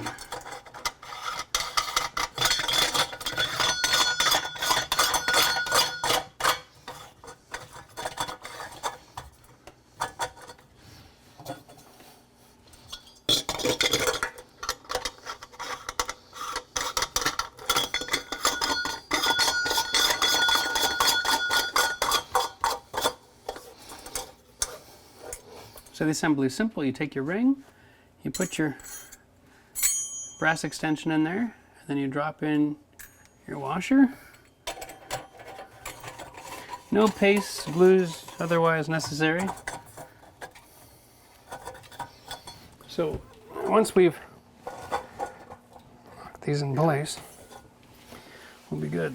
Now this is 1.5 inch pipe, and this is an 1.5 inch hole. In the kitchen, your drains are always 1.5 inch hole. The exact same piece, they make it for bathroom sinks, and it's 1.25 inch. Do not get the wrong one. That's a drive back to the store you're going to regret. Slide that on. So it's important that once you have everything finger tight, take the wrench, and you really want to tighten the basket nut here. If it's moving around, just put your hand in the top. Put a little bit of compression resistance there. There we go. All right, this will get us our measurements. Let me just adjust these. What we're looking to measure, we measure from the inside to where you want the pipe to finish. We're looking at a 9.5 inch pipe. That's comfortable. All right, so we're gonna go and cut that first. We're gonna cut a 1 inch piece for here, so we can stick these together and send our water back towards the back corner. In this particular application, there is no P-trap. It's actually in the basement downstairs, which is great because it gives you a little extra storage. You can keep your garbage and recycling under the sink that way. I'm a little old school. Love to sand up my ends a little bit, get rid of my burrs, rough up my fittings.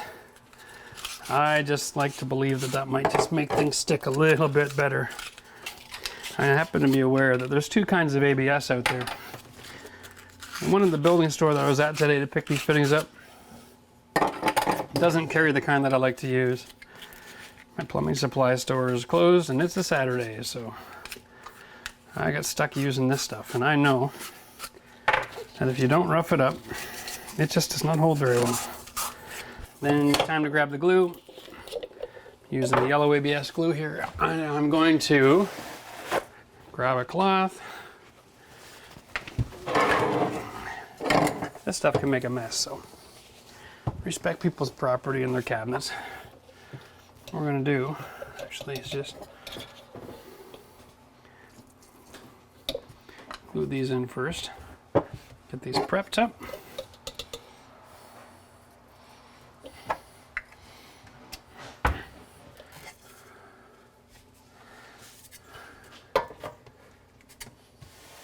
Loosen the collar. Slide that into position. Slide that one into position. And this is really how simple this is. Run your glue and then turn these in together.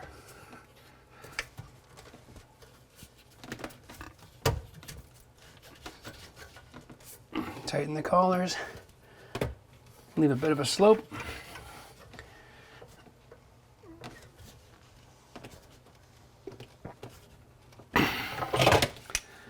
Hand tight, and then 1/4. And that's it. So what I'm going to do here is I'm going to put a little bit of glue here, get this connection piece in, then I'm going to just kind of dry fit my corner, and I'm going to measure. You can see I have to cut the back pipe, so 10 inches to here. 10 inches to the bottom of this. So I need a one-handed tool so I can hold the pipe so something can cut it.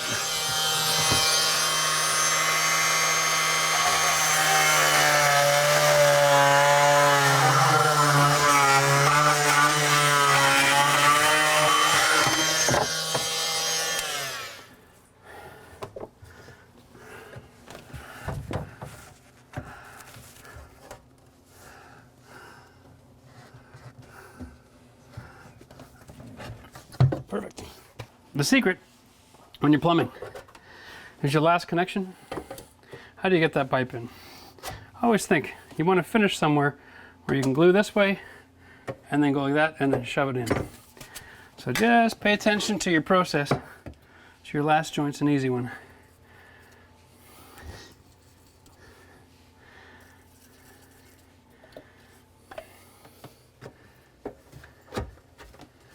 And then it'll go together really simple like that. So this is a braided supply line with a 3/8 female connector. It has a gasket inside. So once again, you know, we just got to line it up, find the happy place with the thread, finger tighten it. Now you know you've made it to the gasket. Up, there we go. And take your pliers, Set that on there, about a half turn. You can over tighten those. So this is a lot of tool and a lot of torque. You can keep going until you can't go anymore. The danger of that is if you ever have to take it off and then reattach it again, the gasket will be shot and you'll have to buy a brand new supply line. So just another half a, and if you get a little drip developed, another little quarter turn, that's all you're gonna need. Try to extend the life of your lines. So the last thing we have to do is just silicone the seal around the sink. Because of the nature of the way this is designed, there's no room for a gasket underneath. So we're gonna just take our New Flex 302, love this product. It smells a lot like vinegar, but the reality is it works.